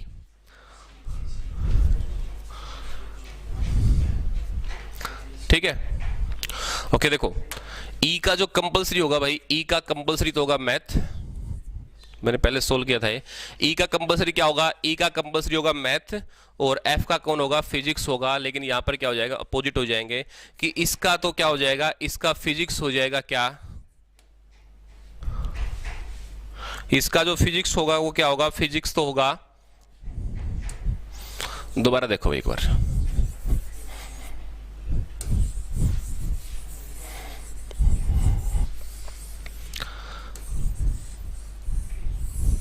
देखो क्वेश्चन में क्या आप लोगों को दे रखा है, क्वेश्चन में जो दे रखा है वो क्या है कि कंपलसरी विषय है, और दूसरा क्या है, दूसरा आपका ऑप्शनल सब्जेक्ट है। ऑप्शनल सब्जेक्ट दूसरे आप लोग के हैं कि हिस्ट्री का जो ऑप्शनल सब्जेक्ट क्या है, पहले का क्या है, हिस्ट्री आपका ऑप्शनल सब्जेक्ट है, तो इंग्लिश क्या है, इसका कंपलसरी सब्जेक्ट है। पूरी स्टेटमेंट आप लोग पढ़ लेना, इतना टाइम नहीं आप लोगों के पास। दूसरा क्या है, इसके पास फिजिक्स है, तो यहां पर क्या आएगा, ऑप्शनल में इसके पास मैथ आएगा। अगर इसके पास यहां पर मैथ आएगा तो यहां पर क्या आएगा, आपका फिजिक्स आएगा। ठीक है, बाकी 3 के जो कंपलसरी सब्जेक्ट हो सकते हैं वो क्या है, वो आप लोग के हिस्ट्री है, क्योंकि पहली ही लाइन में आपको दिया गया है हिस्ट्री, हिस्ट्री, हिस्ट्री। ठीक है, और यहां पर क्या आएगा, फिर मैथ आएगा, दूसरा क्या आएगा आपका इंग्लिश, और फिर बच गया इसके लिए क्या, केमिस्ट्री। ठीक है, ये आपका पूरी सीक्वेंस जो आप लोगों की बन जाएगी, ये पूरी सीक्वेंस जो आप लोगों की बन जाएगी, एक बार सोल्व करके आप लोग देख लेना, बाकी तो नहीं तो मैं समझा दूंगा जिसका नहीं होगा। ठीक है, नेक्स्ट है कि निम्नलिखित में से कौन किसके अनिवार्य और वैकल्पिक विषय एफ के समान है। तो एफ के समान, एफ के कौन कौन से थे, एफ के थे मैथ और फिजिक्स, और मैथ और फिजिक्स ही किसके हैं, इनमें से कोई भी ऑप्शन ऐसा नहीं है जिसके मैथ और फिजिक्स क्या है, अनिवार्य विषय और वैकल्पिक विषय क्या है, जिसके क्या है, एक समान है, एफ के समान है। तो एफ के मैथ है और इंग्लिश है, मैथ और फिजिक्स है, लेकिन यहां पर किसी के भी नहीं है, तो आंसर क्या आ जाएगा, इनमें से कोई नहीं क्या हो जाएगा, आप लोग का आंसर हो जाएगा। तो आपका जो आंसर है वो आ गया, इनमें से कोई नहीं। दूसरा है कि समूह में महिला सदस्य कौन है। ठीक है, विद्यालय में एक महिला शिक्षिका का अनिवार्य विषय अंग्रेजी है, तो अनिवार्य विषय जिसका अंग्रेजी है वो कौन है, वो आपका डी है, तो राइट आंसर क्या हो जाएगा, आपका डी हो जाएगा। नेक्स्ट है सी का अनिवार्य विषय क्या है, तो सी का जो कंपलसरी सब्जेक्ट है वो क्या आपका इतिहास है, हिस्ट्री है। ठीक है, तो ये आपके आंसर हो गए। नेक्स्ट चलते हैं, इसके बाद अगला क्वेश्चन क्या है, अगला क्वेश्चन है भाई पजल के बाद ये रहा क्वेश्चन नंबर 57 किसका है, ये आपका रैंकिंग के 2 क्वेश्चन आए हुए हैं एक ही पेपर में कि कक्षा में रोहन ऊपर से 7वां, ऊपर से तो है रोहन 7वां और नीचे से कौन सा रोहन 26वां है, तो कक्षा में कुल कितने विद्यार्थी है, तो 26 प्लस में 7, आंसर कितना आ गया 33, और माइनस 1 आंसर कितना हो जाएगा 32, तो राइट आंसर क्या आपका 32 जो है वो बिल्कुल राइट आंसर है। तो राइट आंसर जो होगा आपका वो क्या होगा, वो आपका 32 होगा। नेक्स्ट, इसके बाद अगला क्वेश्चन आप लोगों का नेक्स्ट रीजनिंग का question, question number 67। Question number 67 में क्या दे रखा आप लोगों का कि 49, 11, 72 और 104, 65। नेक्स्ट, तो क्या करोगे, 49 और 72 को जोड़ लोगे, तो 9, 2, 11, 7, 4, 11 और 1, 12, 121, और दूसरी तरफ 104 और 65 को जोड़ लो भाई, ये कितना हो गया 9 और 6, 10 और 6, 16, तो 121 किसका स्क्वायर है 11 का, और 169 किसका स्क्वायर है 13 का, तो राइट आंसर क्या आएगा आप लोगों का 13 जो होगा वो बिल्कुल राइट आंसर हो जाएगा। तो जो राइट आंसर आपका वो 13 है। नेक्स्ट, अगला क्वेश्चन, ठीक है, इसके बाद देखेंगे भाई रीजनिंग का क्वेश्चन और कोई है या नहीं है। नेक्स्ट है क्वेश्चन नंबर 79, जो कि किसका है, जो कि आपका मिरर इमेज का क्वेश्चन है 79। देखो मिरर इमेज जब आप लोग बनाओगे तो सीधी सी बात है भाई, यहां पर मिरर लगा हुआ है तो जो चीज मिरर के जितना पास में हो पास में ही दिखाई देती है, तो ये इमेज यहां पर दिखाई देगी। तो क्या होगा, इसमें सेम टू सेम ऐसी ही इमेज बनेगी। लेकिन नीचे की तरफ देखो, इसमें 4 बॉक्स है, तो पहला बॉक्स नीचे से देखना पड़ेगा कि पहले दोनों बॉक्स क्या रहेंगे, खाली। दूसरे में क्या आ जाएगा, यहां पर डॉट। तीसरे का ये पार्ट क्या हो जाएगा, रंगीन। ऐसा देख लो किस में है, और ऐसा जो ऑप्शन नंबर ए के अंदर ऐसा दिया गया है, तो राइट आंसर जो होगा वो क्या आ जाएगा, ऑप्शन नंबर ए आप लोगों का बिल्कुल राइट आंसर हो जाएगा। तो राइट आंसर इसका ऑप्शन नंबर ए। नेक्स्ट बढ़ते हैं अगले क्वेश्चन की तरफ।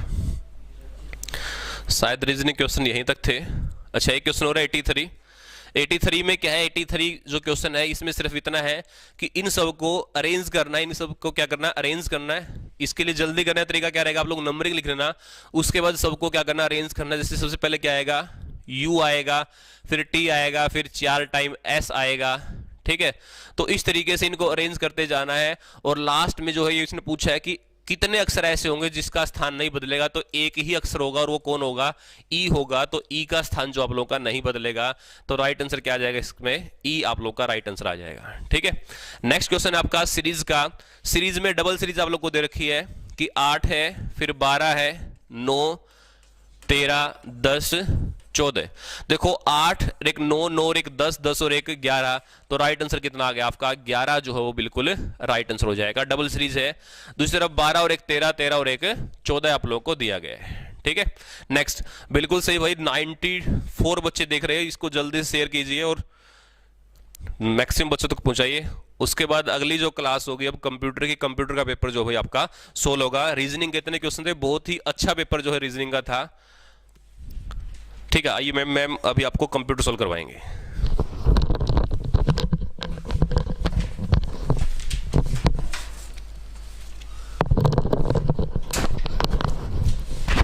वेरी गुड आफ्टरनून भाई। कंप्यूटर के क्वेश्चंस 9 क्वेश्चन है इस पेपर में, और लेवल बहुत अच्छा है, लेकिन कराए हुए क्वेश्चंस हैं, थोड़ा सा समझने की जरूरत थी और ज्यादा कुछ नहीं था। वेरी इजी, लेकिन बहुत अच्छे क्वेश्चंस हैं। चलिए स्टार्ट करते हैं हम लोग। पहला क्वेश्चन यहीं पे दिख रहा होगा मुझे, आई थिंक, हाँ ये लो 90 क्वेश्चन। लास्ट से शुरू कर लेते हैं, कोई बात नहीं। पहला क्वेश्चन देखिए, which of the following connects a PC to a joystick. अब अगर हमें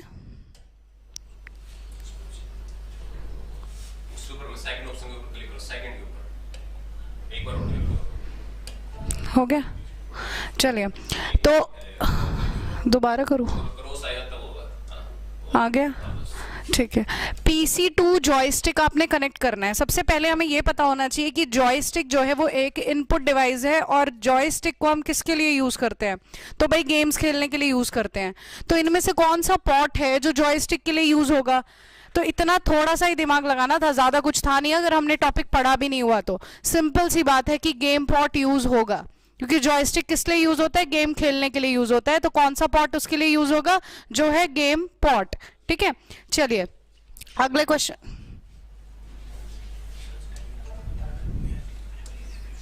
नेक्स्ट क्वेश्चन देखते हैं। नेक्स्ट क्वेश्चन इज 86 क्वेश्चन क्या कह रहा है, which of the following input device is use to convert a document into an electronic format and it can be stored on the desk. इसका आंसर स्कैनर है। अगर हम स्कैनर की बात करें तो स्कैनर क्या करता है, दो चीज होती है हमारे पास, एक हार्ड कॉपी और एक सॉफ्ट कॉपी। तो स्कैनर क्या करता है, हार्ड कॉपी को सॉफ्ट कॉपी में कन्वर्ट कर रहा है, यही तो ये बात कह रहा है। तो यानी इसका आंसर करेक्ट क्या होगा, स्कैनर। नेक्स्ट क्वेश्चन देखिए,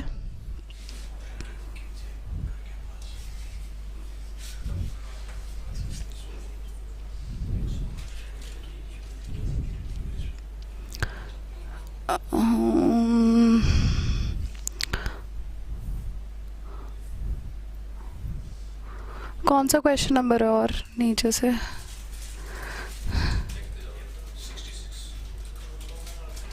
नहीं 66 नहीं है, 86 58 है सीधा। अब हाँ, दिस क्वेश्चन 58 क्वेश्चन देखिए, आपका ये क्वेश्चन OSI मॉडल से पूछा, सॉरी TCP/IP मॉडल से पूछा गया है। तो नेटवर्किंग में दोनों models very important, one is OSI model और दूसरा TCP/IP मॉडल। अगर किसी ने नेटवर्किंग से क्वेश्चन बनाना है वो यहाँ से डेफिनेटली बनाता है, और TCP/IP मॉडल से क्वेश्चन आया हुआ है जो प्रोटोकॉल्स का क्वेश्चन है। ठीक है,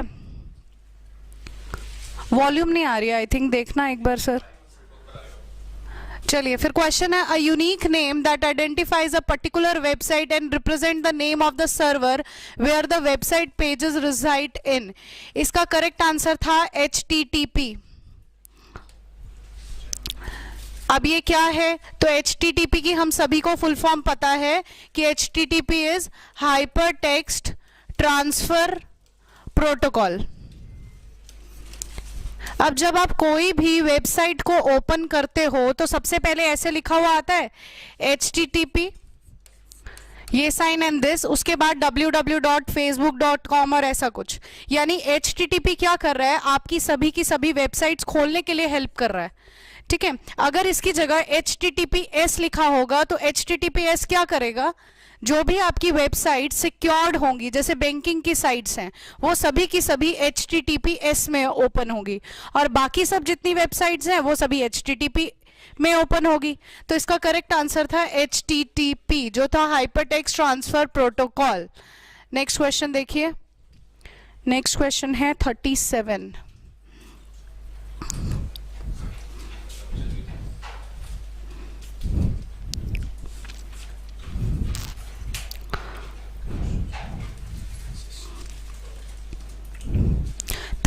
क्वेश्चन 37 क्वेश्चन कह रहा है, a web based service to exchange messages in real time between 2 और more people over the internet is. अब अगर हम लोगों को इंटरनेट के थ्रू 2 लोग आपस में चैट कर रहे हैं या मैसेजेस भेज रहे हैं इंटरनेट के थ्रू, तो वो किसके थ्रू भेजते हैं मैसेजेस? सिंपल ईमेल के थ्रू भेजते हैं वो लोग मैसेजेस। ईमेल यानी इलेक्ट्रॉनिक मेल। 2 लोग आपस में मैसेजेस अगर भेज रहे हैं, एक्सचेंज ऑफ मैसेजेस कर रहे हैं इंटरनेट के थ्रू, तो वो किसके थ्रू हो रहा है? ईमेल के थ्रू, जो थी इलेक्ट्रॉनिक मेल। सिंपल सी बात है, थोड़ा सा क्वेश्चन को समझने की जरूरत थी और आंसर इजीली आएगा, कोई कंप्यूटर मुश्किल नहीं था यहां पर।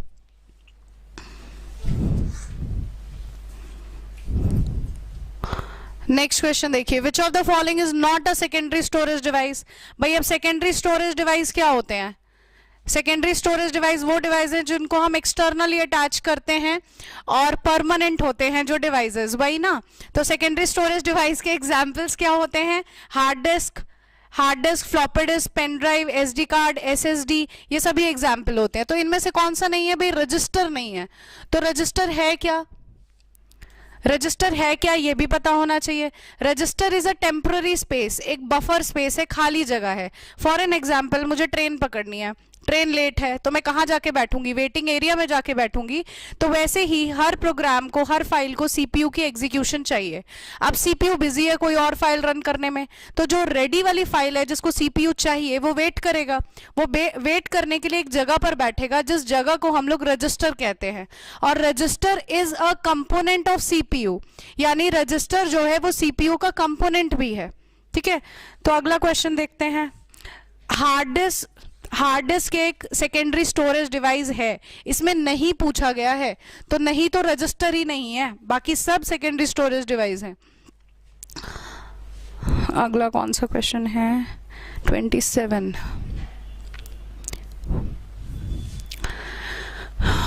27 क्वेश्चन देखिए, फाउंडेशन ऑफ इंटरनेट कब आई थी? तो फाउंडेशन ऑफ इंटरनेट 1960s के अराउंड आई थी। तो 1960 के अराउंड यानी 1969 इसका करेक्ट आंसर हो सकता है।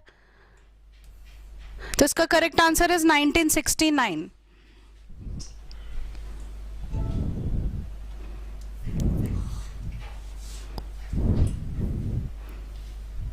RISC स्टैंड्स फॉर, अभी फिलहाल में बल्कि बैचेस में अलग अलग टॉपिक्स चल रहे थे, मैंने फिर भी स्पेशली ये वाला टॉपिक पढ़ाया था जो CPU माइक्रो प्रोसेसर का टॉपिक था। फिलहाल में फीमेल कांस्टेबल में भी सेम टॉपिक से बहुत सारे क्वेश्चंस थे। HSSC क्लर्क में भी सेम यही क्वेश्चन पूछा गया था, लेकिन वो CISC से पूछा गया था। ये क्वेश्चन है टाइप ऑफ प्रोसेसर से। टाइप ऑफ प्रोसेसर 3 टाइप्स के होते हैं, वन है CISC, एक होता है RISC और तीसरा होता है EPIC। अगर आपके पास जो इंस्ट्रक्शन सेट्स हैं वो कॉम्प्लेक्स हैं यानी मुश्किल है, तब आप किससे सॉल्व करोगे, कौन सा प्रोसेसर यूज करोगे, तो CISC करोगे। अगर आपकी जो इंस्ट्रक्शंस हैं वो स्मॉल हैं और रिड्यूस्ड हैं तो क्या यूज करोगे, RISC यूज करोगे। और अगर आपकी इंस्ट्रक्शंस पैरेलल है तो क्या यूज करोगे, EPIC यूज करोगे। तो यहाँ पे RISC की फुल फॉर्म पूछी गई थी, तो RISC की फुल फॉर्म है रिड्यूस इंस्ट्रक्शन सेट कंप्यूटर। इन तीनों में एक चीज और डिफरेंस हम पढ़ लेते हैं अभी फिलहाल में, क्योंकि क्वेश्चन आने के चांस हैं। इसका क्वेश्चन फीमेल कांस्टेबल के भी 2 शिफ्ट में पूछा गया है और पुराना वाला जो मेल कांस्टेबल था उसमें भी इस टॉपिक से क्वेश्चन था। जैसे क्वेश्चन ये था कि भाई clock speed of micro processor किस में मेजर करते हो, तो उसका आंसर था गीगाहर्ट्ज। सेम यही क्वेश्चन मॉर्निंग शिफ्ट में पूछ लिया गया, भाई CPU की क्लॉक स्पीड किस में मेजर करते हो, उसका आंसर भी गीगाहर्ट्ज है, लेकिन सिर्फ टर्म चेंज की गई। पहली शिफ्ट में पूछा गया माइक्रो प्रोसेसर और दूसरी शिफ्ट में पूछा गया CPU। कहने के लिए माइक्रो प्रोसेसर और CPU अलग अलग चीजें हैं, टर्म्स अलग हैं ये, लेकिन बात एक ही हो जाती है। जैसे प्रोसेसर बोला जाए, CPU बोला जाए और माइक्रो प्रोसेसर बोला जाए, तीनों की क्लॉक स्पीड का अगर क्वेश्चन आ रहा है तो सेम रहेगा, दैट इज गीगाहर्ट्ज। और ऐसा ही same question even RRB PO में भी अभी पूछा गया है। तो वेरी इंपॉर्टेंट क्वेश्चन, टॉपिक ही बहुत इंपॉर्टेंट था। तो भाई CISC हो गया एक, जिसमें आपकी कॉम्प्लेक्स इंस्ट्रक्शन सेट सॉल्व होगी। दूसरी बात यहाँ पर क्या याद रखेंगे हम, कि जब आपकी इंस्ट्रक्शंस की लेंथ वेरिएबल है, यानी इंस्ट्रक्शन की लेंथ कितनी भी लंबी हो सकती है, तब भी हम लोग CISC यूज करेंगे। जब आपकी इंस्ट्रक्शन रिड्यूस्ड है या स्मॉल है तब हमने यूज कर लिया RISC। प्लस यहाँ पर जो इंस्ट्रक्शन सेट है वो फिक्स्ड है, यानी हमने कह दिया कि इतनी ही लेंथ रहेगी इंस्ट्रक्शन की, इससे लंबी नहीं हो सकती, तब हम यूज कर रहे हैं RISC। जब हमारी इंस्ट्रक्शन पैरेलल थी, प्लस हम ये कह सकते हैं जो EPIC है वो RISC और CISC दोनों के बेस्ट फंक्शंस को यूज करता है। ठीक है, तो ये टॉपिक वेरी इंपॉर्टेंट है, आगे आने के चांसेस ज्यादा हैं यहाँ से क्वेश्चंस के।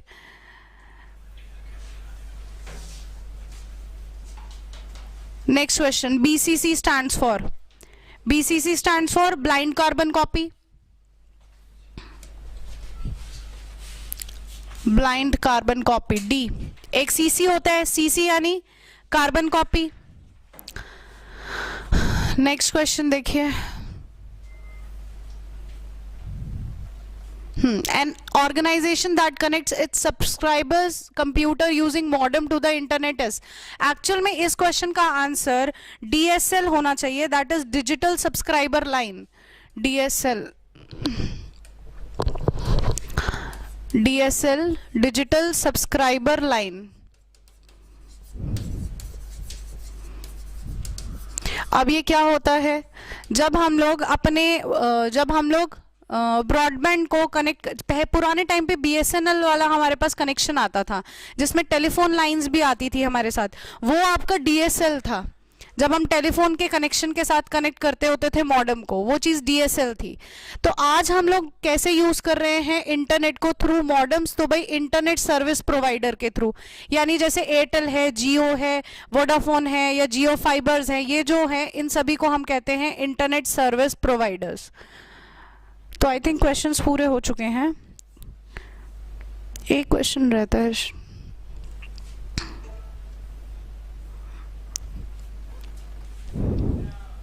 Question number 3। क्वेश्चन नंबर 3 था कि आपका एग्जाम्पल ऑफ बेबी 80 मदरबोर्ड क्या होता है। तो इसका करेक्ट आंसर वैसे तो आपका थर्ड ऑप्शन बनेगा, सॉरी D ऑप्शन बनेगा, जो है Pentium 3। अब 80 की क्या फुल फॉर्म है, तो 80 इज एडवांस टेक्नोलॉजी।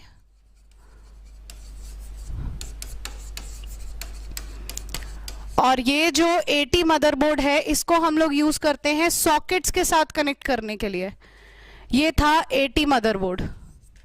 तो इसका एक एग्जाम्पल पूछा गया था जो Pentium 3 है। आपने आना है, ठीक है। तो भाई ये कंप्यूटर के आपके क्वेश्चंस थे, फिर थैंक यू सो मच। और अब जीडी बेनीवाल सर आपको जीएस के क्वेश्चंस डिस्कस करेंगे।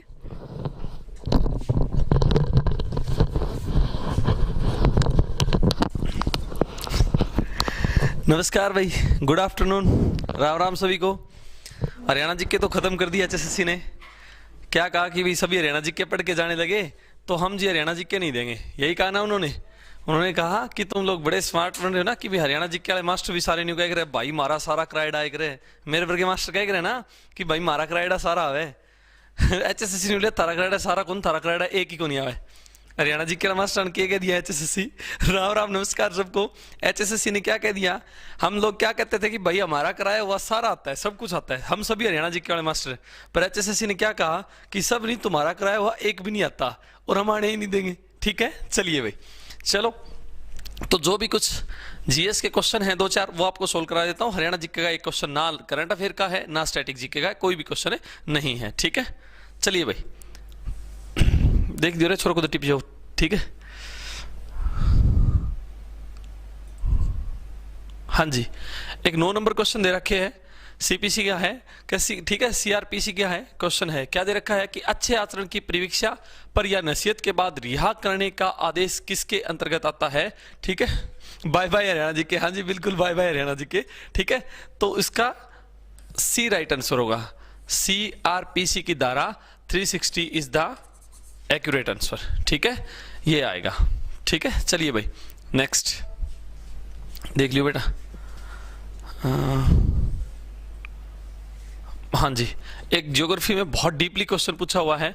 क्या बादलों का प्रकार पूछा हुआ है कि बादलों के कौन से प्रकार जो रुई के समान दिखाई देते हैं वो कौन से हैं, तो वो आपके क्यूमुलस होते हैं। कौन से, एक होते हैं स्ट्रेटस, निम्बस और कुमुलस। तो कुमुलस प्रकार के होते हैं, तो इसका राइट आंसर क्या होगा बेटा, B is the accurate answer है।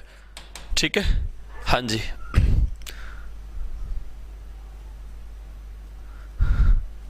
गुड आफ्टरनून भाई, गुड आफ्टरनून, राम राम सभी को। ठीक है, हाँ जी, चलिए भाई नेक्स्ट। हाँ जी, एक ये क्वेश्चन है कि sir admiral of the Indian Ocean की उपाधि किसे दी गई, who got the title as admiral of the Indian Ocean. ठीक है, ये क्वेश्चन पूछा गया, तो इसमें कौन आएगा कि सर वास्को डी गामा आएगा। पुर्तगाली नाविक था ना Vasco D gamma, Vasco D gamma is the accurate answer, यानी ये इसका Vasco D gamma right answer होएगा। ठीक है, कसूता पेपर है जी, बिल्कुल कसूता है बेटा। जो मेरे वर्ग में था नहीं, बात तो कही ना, जो मेरे जिसे नहीं क्या कर देने कि भाई साहब हमारा करवाया हुआ आता है सब कुछ। एचएसएस ने कहा जी तुम्हारा करवाया हुआ एक भी नहीं आता है ना। हाँ चलिए भाई नेक्स्ट बेटा। वर्तमान में WHO, हाँ जी, ये एक करंट अफेयर का क्वेश्चन है। ठीक है, who is the current director general of WHO World Health Organization, यही फुल फॉर्म होती है, जेनेवा में होगा हेडक्वार्टर इसका WHO। तो ये क्या है कि सर इसका राइट आंसर होगा C, Tedros Adhanom. Right answer है C, Tedros Adhanom is the accurate answer. WHO World Health Organization, Geneva में होगा ये। हाँ जी ठीक है, चलिए भाई नेक्स्ट।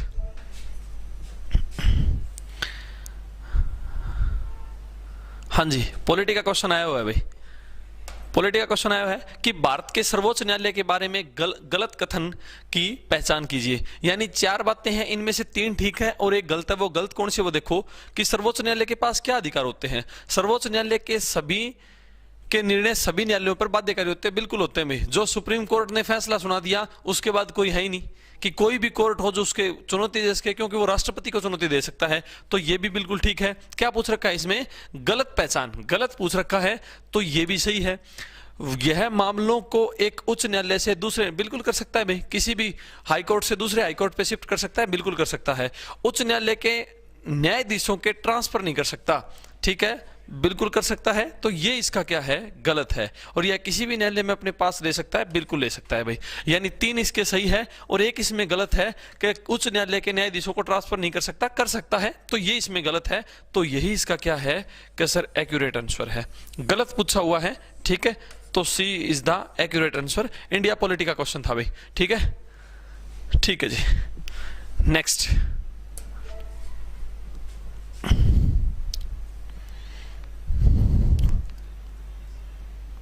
हाँ जी, एक क्वेश्चन दिया है भी एचएसएससी ने, सिर्फ हरियाणा जीके का एक क्वेश्चन दिया है एचएसएससी ने, और वो क्वेश्चन क्या है बेटा कि सर हरियाणा के किस जिले में लाला लाजपत राय पशु, कौन सी है ये? क्या सर ये रही आपकी लाला लाजपत राय हिसार वाली, ठीक है। लाला लाजपत राय लुवास है, लुवास बोलते हैं इसको कि लुवास, इसको क्या बोलते हैं? LUVAS, क्या है? Lala Lajpat Rai University of Veterinary and Animal Science Hisar 2010। तो राइट आंसर एक क्वेश्चन हरियाणा जीके का, ठीक है, ये आपके पेपर में आया हुआ है। हाँ जी करवा दिया था मैंने, पता है मेरे को, फिर सामने आ गया, मैंने कहा चलो बता दूं, ठीक है।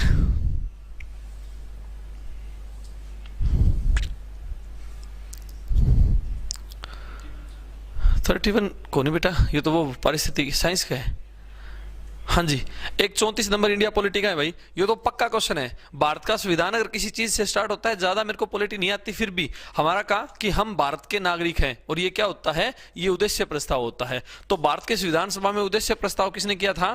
क्या सर जवाहरलाल नेहरू ने किया था, यही बात है? क्या sir B is the accurate answer, B इसका क्या है? Right answer. और कहां से हमारी प्रस्तावना है, हमारा संविधान कहां से स्टार्ट होता है? हम भारत के लोग, ठीक है जी। नेक्स्ट क्वेश्चन की तरफ बढ़ते हैं बेटा।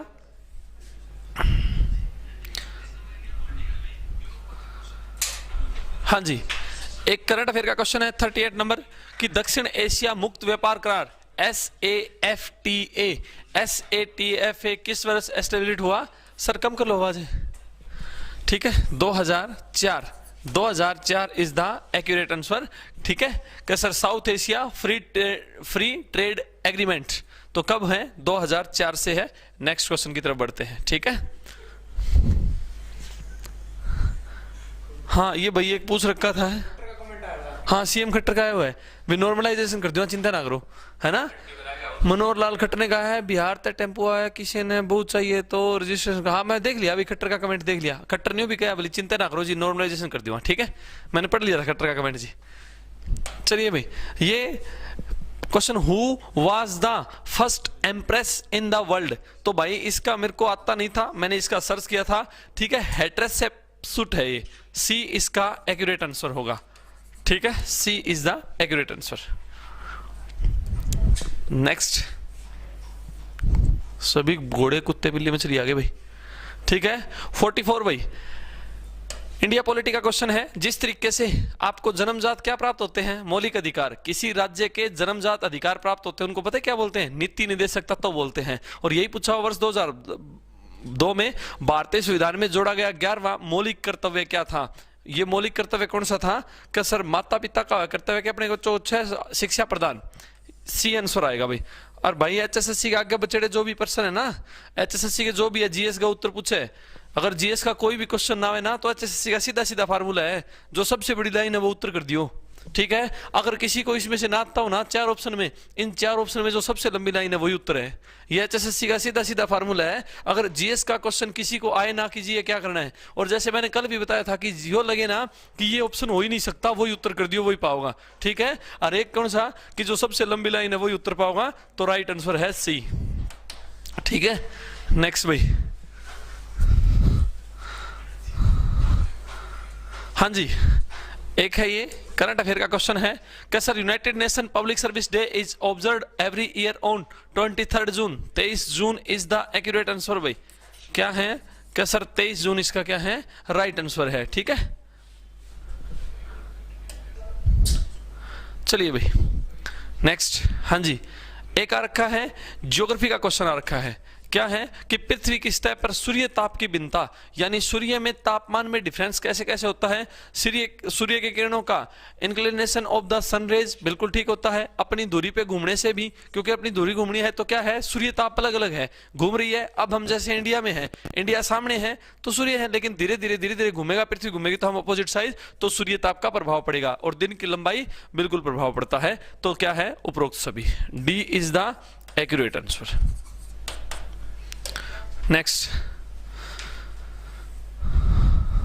मुद्रास्फीति को नहीं आ भाई अपन, हाँ धक्का करना गलत हो आदमी,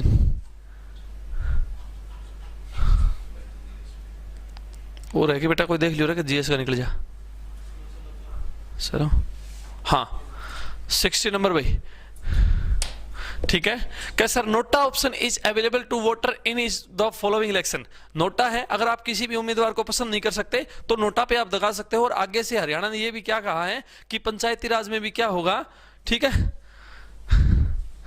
क्या होगा कि आगे वाले में क्या कहा है कि पंचायती राज में भी नोटा का प्रयोग आप कर सकते हैं। हरियाणा ने ऐसा कहा है, पर हरियाणा तो पूछेगा ही नहीं भाई, ठीक है। तो क्या है कि नोटा किसी किसी में राज्यसभा में नहीं कर सकता, लोकसभा के चुनाव में कर सकता है और एमएलए वाले में यानी राज्य विधानसभा चुनाव में। तो दो और ठीक है, तो दो और ठीक कौन से ऑप्शन में है, ए, ठीक है। ए इज द एक्यूरेट आंसर, ए इसका क्या है, राइट आंसर है। चलिए भाई नेक्स्ट है, अच्छा ले भाई, हाँ ये तो वो रिपीट हुए हैं। फीमेल कांस्टेबल में था, पता नहीं एसआई में था, हाँ फीमेल वाले में था, पता नहीं एसआई वाले में था, ये तो रिपीट हुआ है ओलंपिक वाला, ठीक है। क्या सर प्राचीन Olympic in which year did the ancient Olympic games, तो बीसी 776 बीसी में, डी आंसर आएगा भाई इसका। ये शायद मुझे पक्का याद नहीं है फीमेल कांस्टेबल में था या एसआई में था, एक में पक्का था, इतना मुझे पक्का पता है, ठीक है। तो 776, ठीक है, BCE। नेक्स्ट भाई, ये ओलंपिक खेलो झंडे सर, ये रीजनिंग का प्रश्न ना करवाया था, ठीक है, दाएं बाएं बैठे जो भी, ठीक है। टिड्डियां किस प्रजाति है, तो साइंस का, पर मेरे को बताया था एक भाई ने कि ये ऑर्थो पैट्रा पैट्रा फलान दिगड़ के सुधा बेरानी, ये उत्तर होगा भैया। एक भाई मैंने बता दिया जी टिड्डिया सुधा हुआ है, मैं कहा ठीक है भाई टिड्डी सुधा हुआ, तो ठीक है।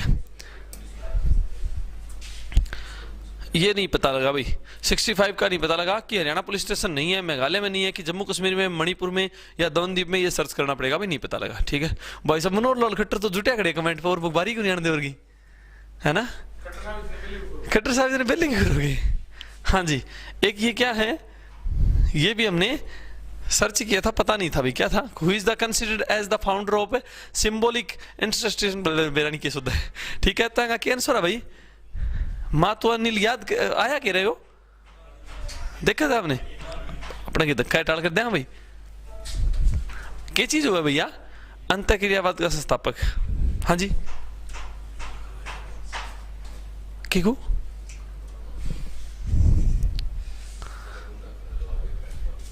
नहीं मैं तो देखा नहीं है, टाबर के जी इसके, हाँ जी। करंट अफेयर का क्वेश्चन है 2021 साल कि निम्नलिखित कौन से मंत्रालय ने पौधारोपण अभियान, वृक्षारोपण अभियान 2021 को आरंभ किया था, तो कोयला मंत्रालय is the accurate answer, B is का क्या है, राइट आंसर है, ठीक है।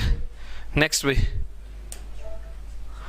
एक और ये है, ये रहा भाई 72 नंबर भी, क्या है, गोल्डन फाइबर जूट को कहा जाता है भाई, गोल्डन फाइबर किसको कहा जाता है, क्या सर जूट को कहा जाता है। नेक्स्ट, और है क्या जी इसके आगे, हाँ जी। एक ये पूछा हुआ है करंट अफेयर का है कि दिवालिया और शोधन अक्षमता के लिए एक ही कानून बना है, भारत का कौन सा दिवालिया कानून मौजूदा ढांचे को, भाई ये था तो था 2016, लेकिन करंट अफेयर के हिसाब से डी उत्तर आना चाहिए। बाकी HSSC का 2016 देता है कि 2021, मेरे हिसाब से इसका उत्तर डी आना चाहिए कि दिवालिया एवं शोधन अक्षमता नियम 2021 आना चाहिए मेरे हिसाब से, ठीक है, हाँ जी। नेक्स्ट, किसी भारतीय नियोजन का वास्तुकार, हाँ जी, क्या है इसका इंग्लिश में दे रखा है, who among the following call an architecture of India planning, India planning का जो आर्किटेक्चर है वो है जी आपका प्रशांत चंद्र, बिल्कुल महानुवलिस, बी इसका एक्यूरेट आंसर है भाई, इंडियन आर्किटेक्चर का, ठीक है। नेक्स्ट भाई, अच्छा हो गए मेरे वाले, तो सीधे सीधे में से उत्तर ही बताने थे सर, हाँ जी। देश में मौलिक अधिकारों के परिवर्तन के लिए रीट जारी करने का अधिकार किसके पास होता है, हाई कोर्ट के पास भी होता है, सुप्रीम कोर्ट के पास भी होता है, तो क्या आंसर आएगा, ए और बी दोनों, यानी राइट आंसर इसका क्या होगा बेटा, क्या sir C is the accurate answer, ठीक है। नेक्स्ट भाई, हाँ जी। एक ये और है जीएस का डूरंड कप वाला, क्या सर डूरंड कप खेल किससे संबंधित है, क्या सर फुटबॉल से संबंधित है, एक्यूरेट आंसर क्या है जी, क्या sir football is the accurate answer है डूरंड कप का, ठीक है। हाँ जी। वेट लिफ्टिंग वाला क्वेश्चन है, करंट अफेयर का क्वेश्चन है भाई कि current president of Indian weight lifting federation, ठीक है, तो सहदेव यादव है भाई, डी इसका एक्यूरेट आंसर है भाई, सहदेव यादव। नेक्स्ट भाई, हाँ जी 88 करंट अफेयर का क्वेश्चन है भाई। सर थोड़ा धीरे बोलो। करंट अफेयर का क्वेश्चन है कि सर हाल ही में ऑटो निर्माता जिसने हाल ही में भारत से निकलने का क्या किया है, निर्णय लिया है, तो फोर्ड है भाई। फोर्ड कंपनी बंद हुई है हाल ही में। करंट अफेयर का क्वेश्चन है, डी ए इसका एक्यूरेट आंसर है। ठीक है, ये लो जी, जीएस कंप्लीट सर। नेक्स्ट कौन आएगा सर? GS complete. ठीक है,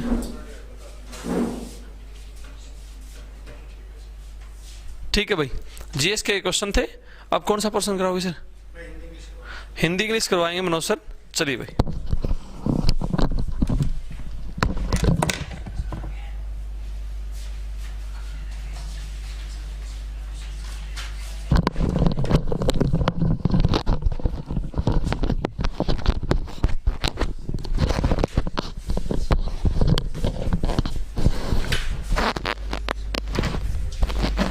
हाँ भाई, एक बार फिर से स्वागत है आपका हमारे कैरियर बूस्टर के यूट्यूब चैनल पर और हमारे फेसबुक पेज पर। जो बच्चे मुझे फेसबुक पर देख रहे हैं वो बच्चे हमारे यूट्यूब चैनल पर जुड़ जाइए भाई। काफ़ी खतरनाक पेपर बनाया है एचएसएससी ने, ठीक है, बहुत बेहतरीन जिसको पेपर कहते हैं। हाँ, थोड़ा सा मतलब अब ये नहीं कह सकते कि पैटर्न पे नहीं है, पैटर्न पे तो है लेकिन यूपीएससी पैटर्न पे है भाई। ठीक है, तो पैटर्न तो है लेकिन थोड़ा सा मुश्किल पैटर्न है बिल्कुल। तो मैं आपके दुख में साथ हूं, जो बच्चे बहुत ज़्यादा करंट अफेयर्स और हरियाणा जीके पर ध्यान रख के गए थे। कोई बात नहीं, कभी कभार ऐसा हो जाता है जीवन में, ठीक है, ये जीवन है बच्चों। तो अब हम बात करेंगे हिंदी और इंग्लिश की।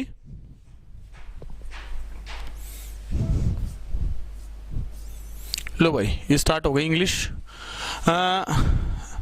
91st क्वेश्चन क्या था इंग्लिश में?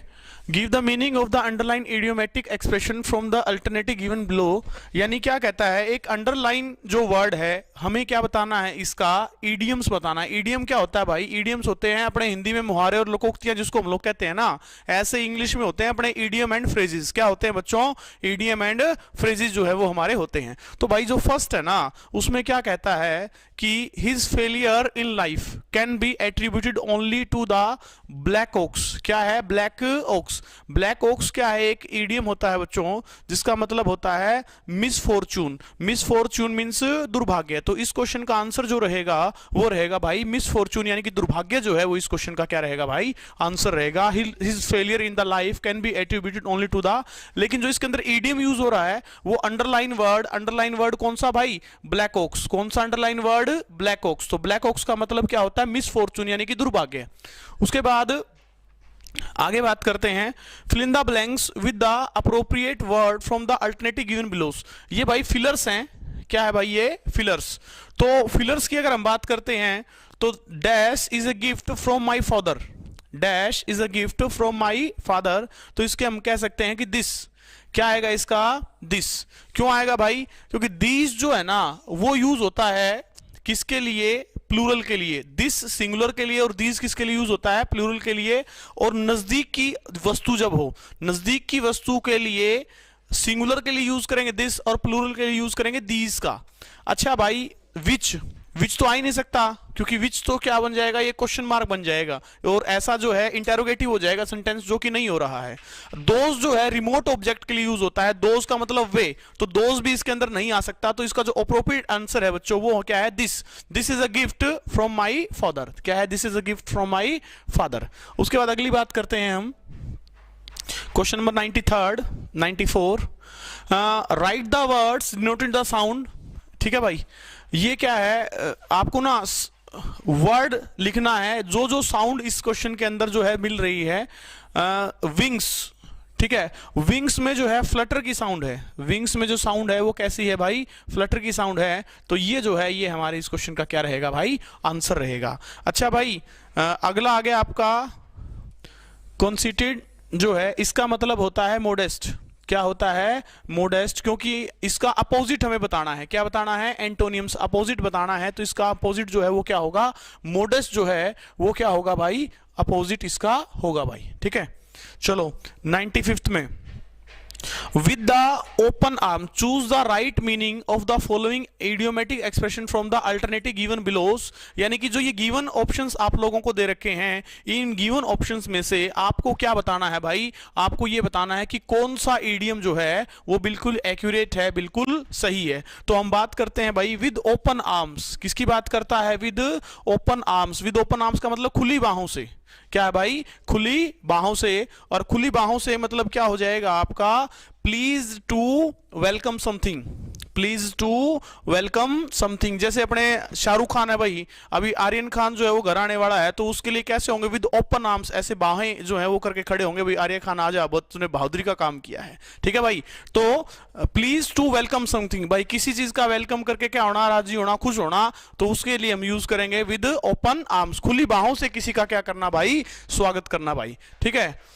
सीएम हरियाणा अमनोल और खट्टर, सीएम विंडो, भाई बहुत बहुत ज्यादा कमेंट आ रहे हैं यहां से। तो चलो भाई आगे सॉल्यूशन करते हैं भाई हिंदी का, ठीक है। सॉल्यूशन देखते हैं हम लोग किस चीज का भाई, हिंदी का सॉल्यूशन देखते हैं। 96 से स्टार्ट है शायद से हिंदी के क्वेश्चंस हमारे, ठीक है। कहां से स्टार्ट है भाई, 96 से।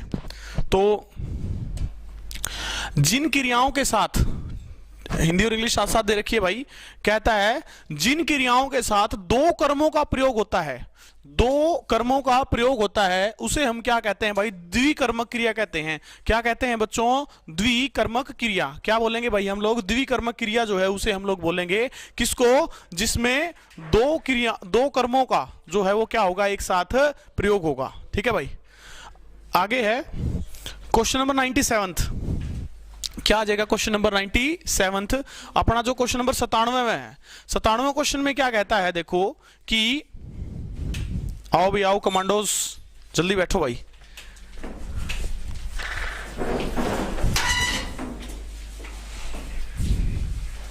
सर क्लास में हूं, 10 मिनट बाद करता हूं, क्लास ले रहा हूं अभी। देखो कैसे होगा, ये कहता है किस शब्द का प्रयोग मध्यम पुरुष और अन्य पुरुष के साथ आदर दिखाने के लिए भी किया जाता है, ठीक है भाई। किस पुरुष का जो प्रयोग है वो मध्यम पुरुष और अन्य पुरुष के साथ आदर दिखाने के लिए किया जाता है, किसका भाई, आपका। किसका प्रयोग करता है, आपका भाई, ठीक है। तो तुम और मैं जो है वो इसके अंदर हम प्रयोग नहीं कर सकते। किस वर्ड का प्रयोग करते हैं हम लोग, आपका प्रयोग जो बच्चों हम लोग इसके अंदर करते हैं, ठीक है। जैसे कि आपको, अब आप पेपर दे के बाहर निकलो, ठीक है, तो अगर ये तो शुक्र है कि खट्टर साहब की मेहरबानी है कि सिर्फ जो है मेल का पेपर जो है लिया गया है, अदरवाइज आपको बस स्टैंड पे कोई कन्या नजर आ जाए तो आपको सबसे पहले किस चीज का यूज करोगे, आप कहां जाओगे, किस चीज का यूज करोगे, आप कहां जाओगे। तो इसीलिए भाई मध्यम पुरुष और अन्य पुरुष के साथ आदर दिखाने के लिए, मतलब सबसे पहले आप क्या करते हो, इज्जत दिखाने की कोशिश करते हो, आदर दिखाने की कोशिश करते हो, तो उसके लिए किसका यूज करते हैं हम लोग, आपका यूज करते हैं भाई। तो इसका आंसर क्या होगा, आप। ये हमारे क्वेश्चन का क्या रहेगा भाई, आंसर रहेगा। उसके बाद भाई ठोकरे खाना, बहुत जरूरी लग रहा होगा आपको, ये अच्छा भी लग रहा होगा आज। ठोकरे खाना, ठोकरे खाने का मतलब है दुख उठाना, ठोकरे खाने का मतलब है दुख उठाना। घर वाले नहीं कहते क्या भाई बेटा पढ़ ले नहीं तो ठोकरे खाएगा, कहते हैं ना बार बार। तो ठोकरे खाने का मतलब है कि जीवन में अगर जॉब की तैयारी अच्छे से नहीं की, अच्छे से तेरी तैयारी नहीं है, तो तुझे दुख उठाना पड़ेगा। तो इसका आंसर जो है वो हमारा आ जाएगा दुख उठाना। ठोकरे खाने का मतलब क्या होगा भाई, दुख उठाना। चलो भाई अगला क्वेश्चन देखते हैं। अब हमसे सहा नहीं जाता, ठीक है भाई, क्या है, अब हमसे सहा नहीं जाता। क्या कहता है कि इसमें जो है यह वाक्य जो है वो किसका उदाहरण है,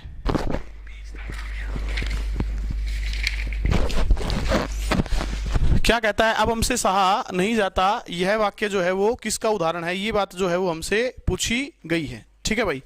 तो हम ये कह सकते हैं कि 99 का क्या होगा, सी। भाई सहा नहीं जाता ये क्या है बताओ भाई, ये भाववाचक है। क्या है भाई, ये भाववाच्य। क्या है बताओ भाई, ये भाववाच्य जो है ये हमारा होगा भाई, ठीक है। आगे है अनुपम शब्द का समानार्थक शब्द है। अनुपम शब्द का समानार्थक शब्द वो है तो क्या है भाई हमारा, अपूर्व। अनुपम शब्द का जो समानार्थक शब्द है वो क्या है बताओ भाई, अपूर्व है भाई, ठीक है। चलो भाई, ये 100 के 100 क्वेश्चन जो है वो हमारे हो चुके हैं। मनोहर लाल खट्टर जी का कमेंट आया, बोला जीके करवाओ, हरियाणा जीके करवाओ सर। भाई ऐसा है, हरियाणा जीके आई तो हुई है, लेकिन अपने पास ना 3D चश्मा नहीं है अभी। अब जो है वो 3D चश्मा मैं घर भूल गया, थोड़ा जल्दी में आया था क्योंकि पेपर का सोल्यूशन करवाना था। तो भाई पहले क्या आएगा, 3D चश्मा आएगा, और 3D चश्मा आने के बाद फिर अब हरियाणा जीके देखेंगे, और फिर 3D चश्मे से जो है आप उस हरियाणा जीके को करेंगे भाई, ठीक है, पढ़ेंगे। तो इस टाइप से जो है वो हम करेंगे। तो भाई ये लास्ट था आपका क्वेश्चन नंबर 100 था हिंदी का, ठीक है। हाँ पे आ जाओ, कुछ नहीं होता, ठीक है। तो भाई ये हमारे 100 के 100 क्वेश्चंस में भाई क्या क्या चीजें हो चुकी हैं। देखो हमारा जो है मैथ्स स्टार्टिंग में मैंने करवा दिया था, रीजनिंग हो चुकी है, कंप्यूटर हो चुका है, जीएस जीडी सर करवा गए थे। अब बारी है भाई साइंस की, ठीक है। मनीष बुरा सर जो हैं वो साइंस करवाएंगे, ठीक है। तो स्वागत है सर का कैरियर बूस्टर के अपने यूट्यूब चैनल और अपने फेसबुक पेज पे। आइए सर। तो साइंस के क्वेश्चंस जो हैं, लीजिए सर। देखो सर ऐसे तो स्लाइड होगा जैसे आप फोन में स्क्रॉलिंग करते हैं, ये देखो शुरू में ले आते हैं इसको।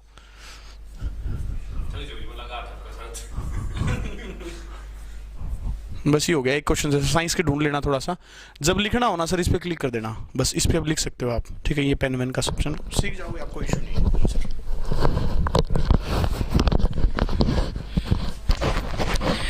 हेलो दोस्तों, हम साइंस का सेशन शुरू करते हैं और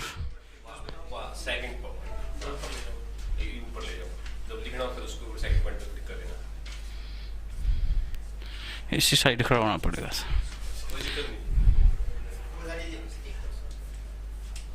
ऊपर जा लिया क्वेश्चन एक, तो इसका होगा जी अपना, which is the cytoplasmic hybrid produced from the fusion of protoplast and cytoplast. Protoplast और साइटोप्लास्ट के संलयन में कौन सा साइटोप्लाज्मिक हाइब्रिड उत्पन्न होता है? तो यहां पे होगा आपका, ये आपका हो जाएगा यहां पे कैलस। तो इसके बाद नेक्स्ट क्वेश्चन बता देना सर जहां पे भी आए। 11th, अपवाह वेग प्रति इकाई विद्युत क्षेत्र का परिमाण है। तो इसमें आ जाएगा आपका मोबिलिटी, गतिशीलता। इसमें आपका आ जाएगा गतिशीलता, ऑप्शन सही है। तो इसके बाद है हमारा नेक्स्ट 46।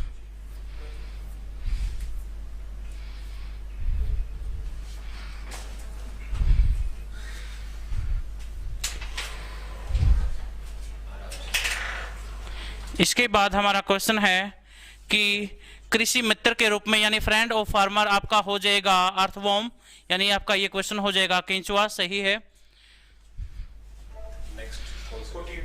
48, पृथ्वी की सतह पर सूर्यतम की भिन्नता किसके कारण होती है? The variability of insolation at the surface of the earth is caused by, यानी सूर्य की किरणों का, यानी यहाँ पे हो जाएगा आपका the angle of inclination of the sun rays, rotation of the earth on its axis, the length of the day. ये आपके सारे ऑप्शन सही हैं इसमें। 51,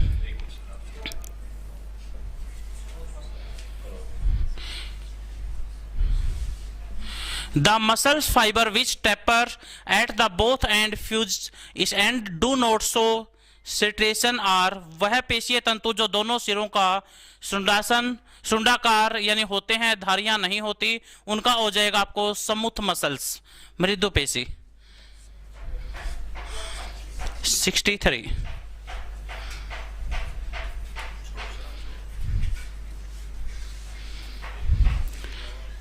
इसके बाद आपका कौन सा परिपथ में विद्युत शक्ति को नहीं दर्शाता? Which of the following does not represent आपका electrical power in a circuit? आपका ये हो जाएगा IR²।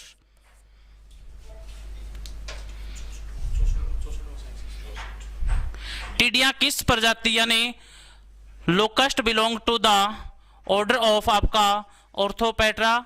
इसमें हो जाएगा आपका ऑर्थोपेट्रा आ जाएगा, यही आपका ऑप्शन सही होगा। 74,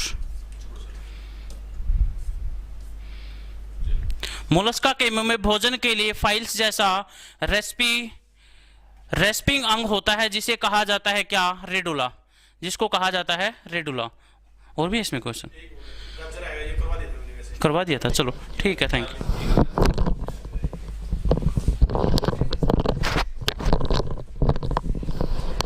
हाँ भाई, तो अपना साइंस का पोर्शन भी जो है वो बिल्कुल जो है हमारा कंप्लीट हो चुका है भाई। तो सारा का सारा पेपर जो है वो अपन ने क्या कर लिया है भाई, सोल्व कर लिया है बिल्कुल। तो इसी तरह से शाम का पेपर जो है वो स्टार्ट हो चुका है मेरे ख्याल से 2 से 3 है ना। 2 बजे एंट्री बंद हो चुकी है, तो एंट्री बंद हो चुकी है, 2:01 हो चुके हैं, ठीक है।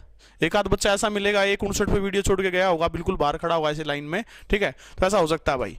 तो ऐसा है, अगली बार जो है शाम वाला पेपर आएगा, अपन मिलेंगे। रुको, 2 से 3 ब्रेक है, 3 से 4:30 पेपर होगा मेरे ख्याल से। 4:30 बजे की स्ट्रीम जो है बनाते हैं बच्चों, 4:30 बजे का फिर से मिलते हैं अपने कैरियर बूस्टर के यूट्यूब चैनल पे और अपने फेसबुक पेज पे भाई, ठीक है, इसी जोश के साथ। और अगली बार जो है भाई 3D चश्मा लेके आऊंगा मैं शाम को। हरियाणा जीके ना हो तो भी अपन ढूंढ के जरूर करेंगे भाई, चाहे कुछ हो जाए, आपके साथ बुरा नहीं होने देंगे, ठीक है।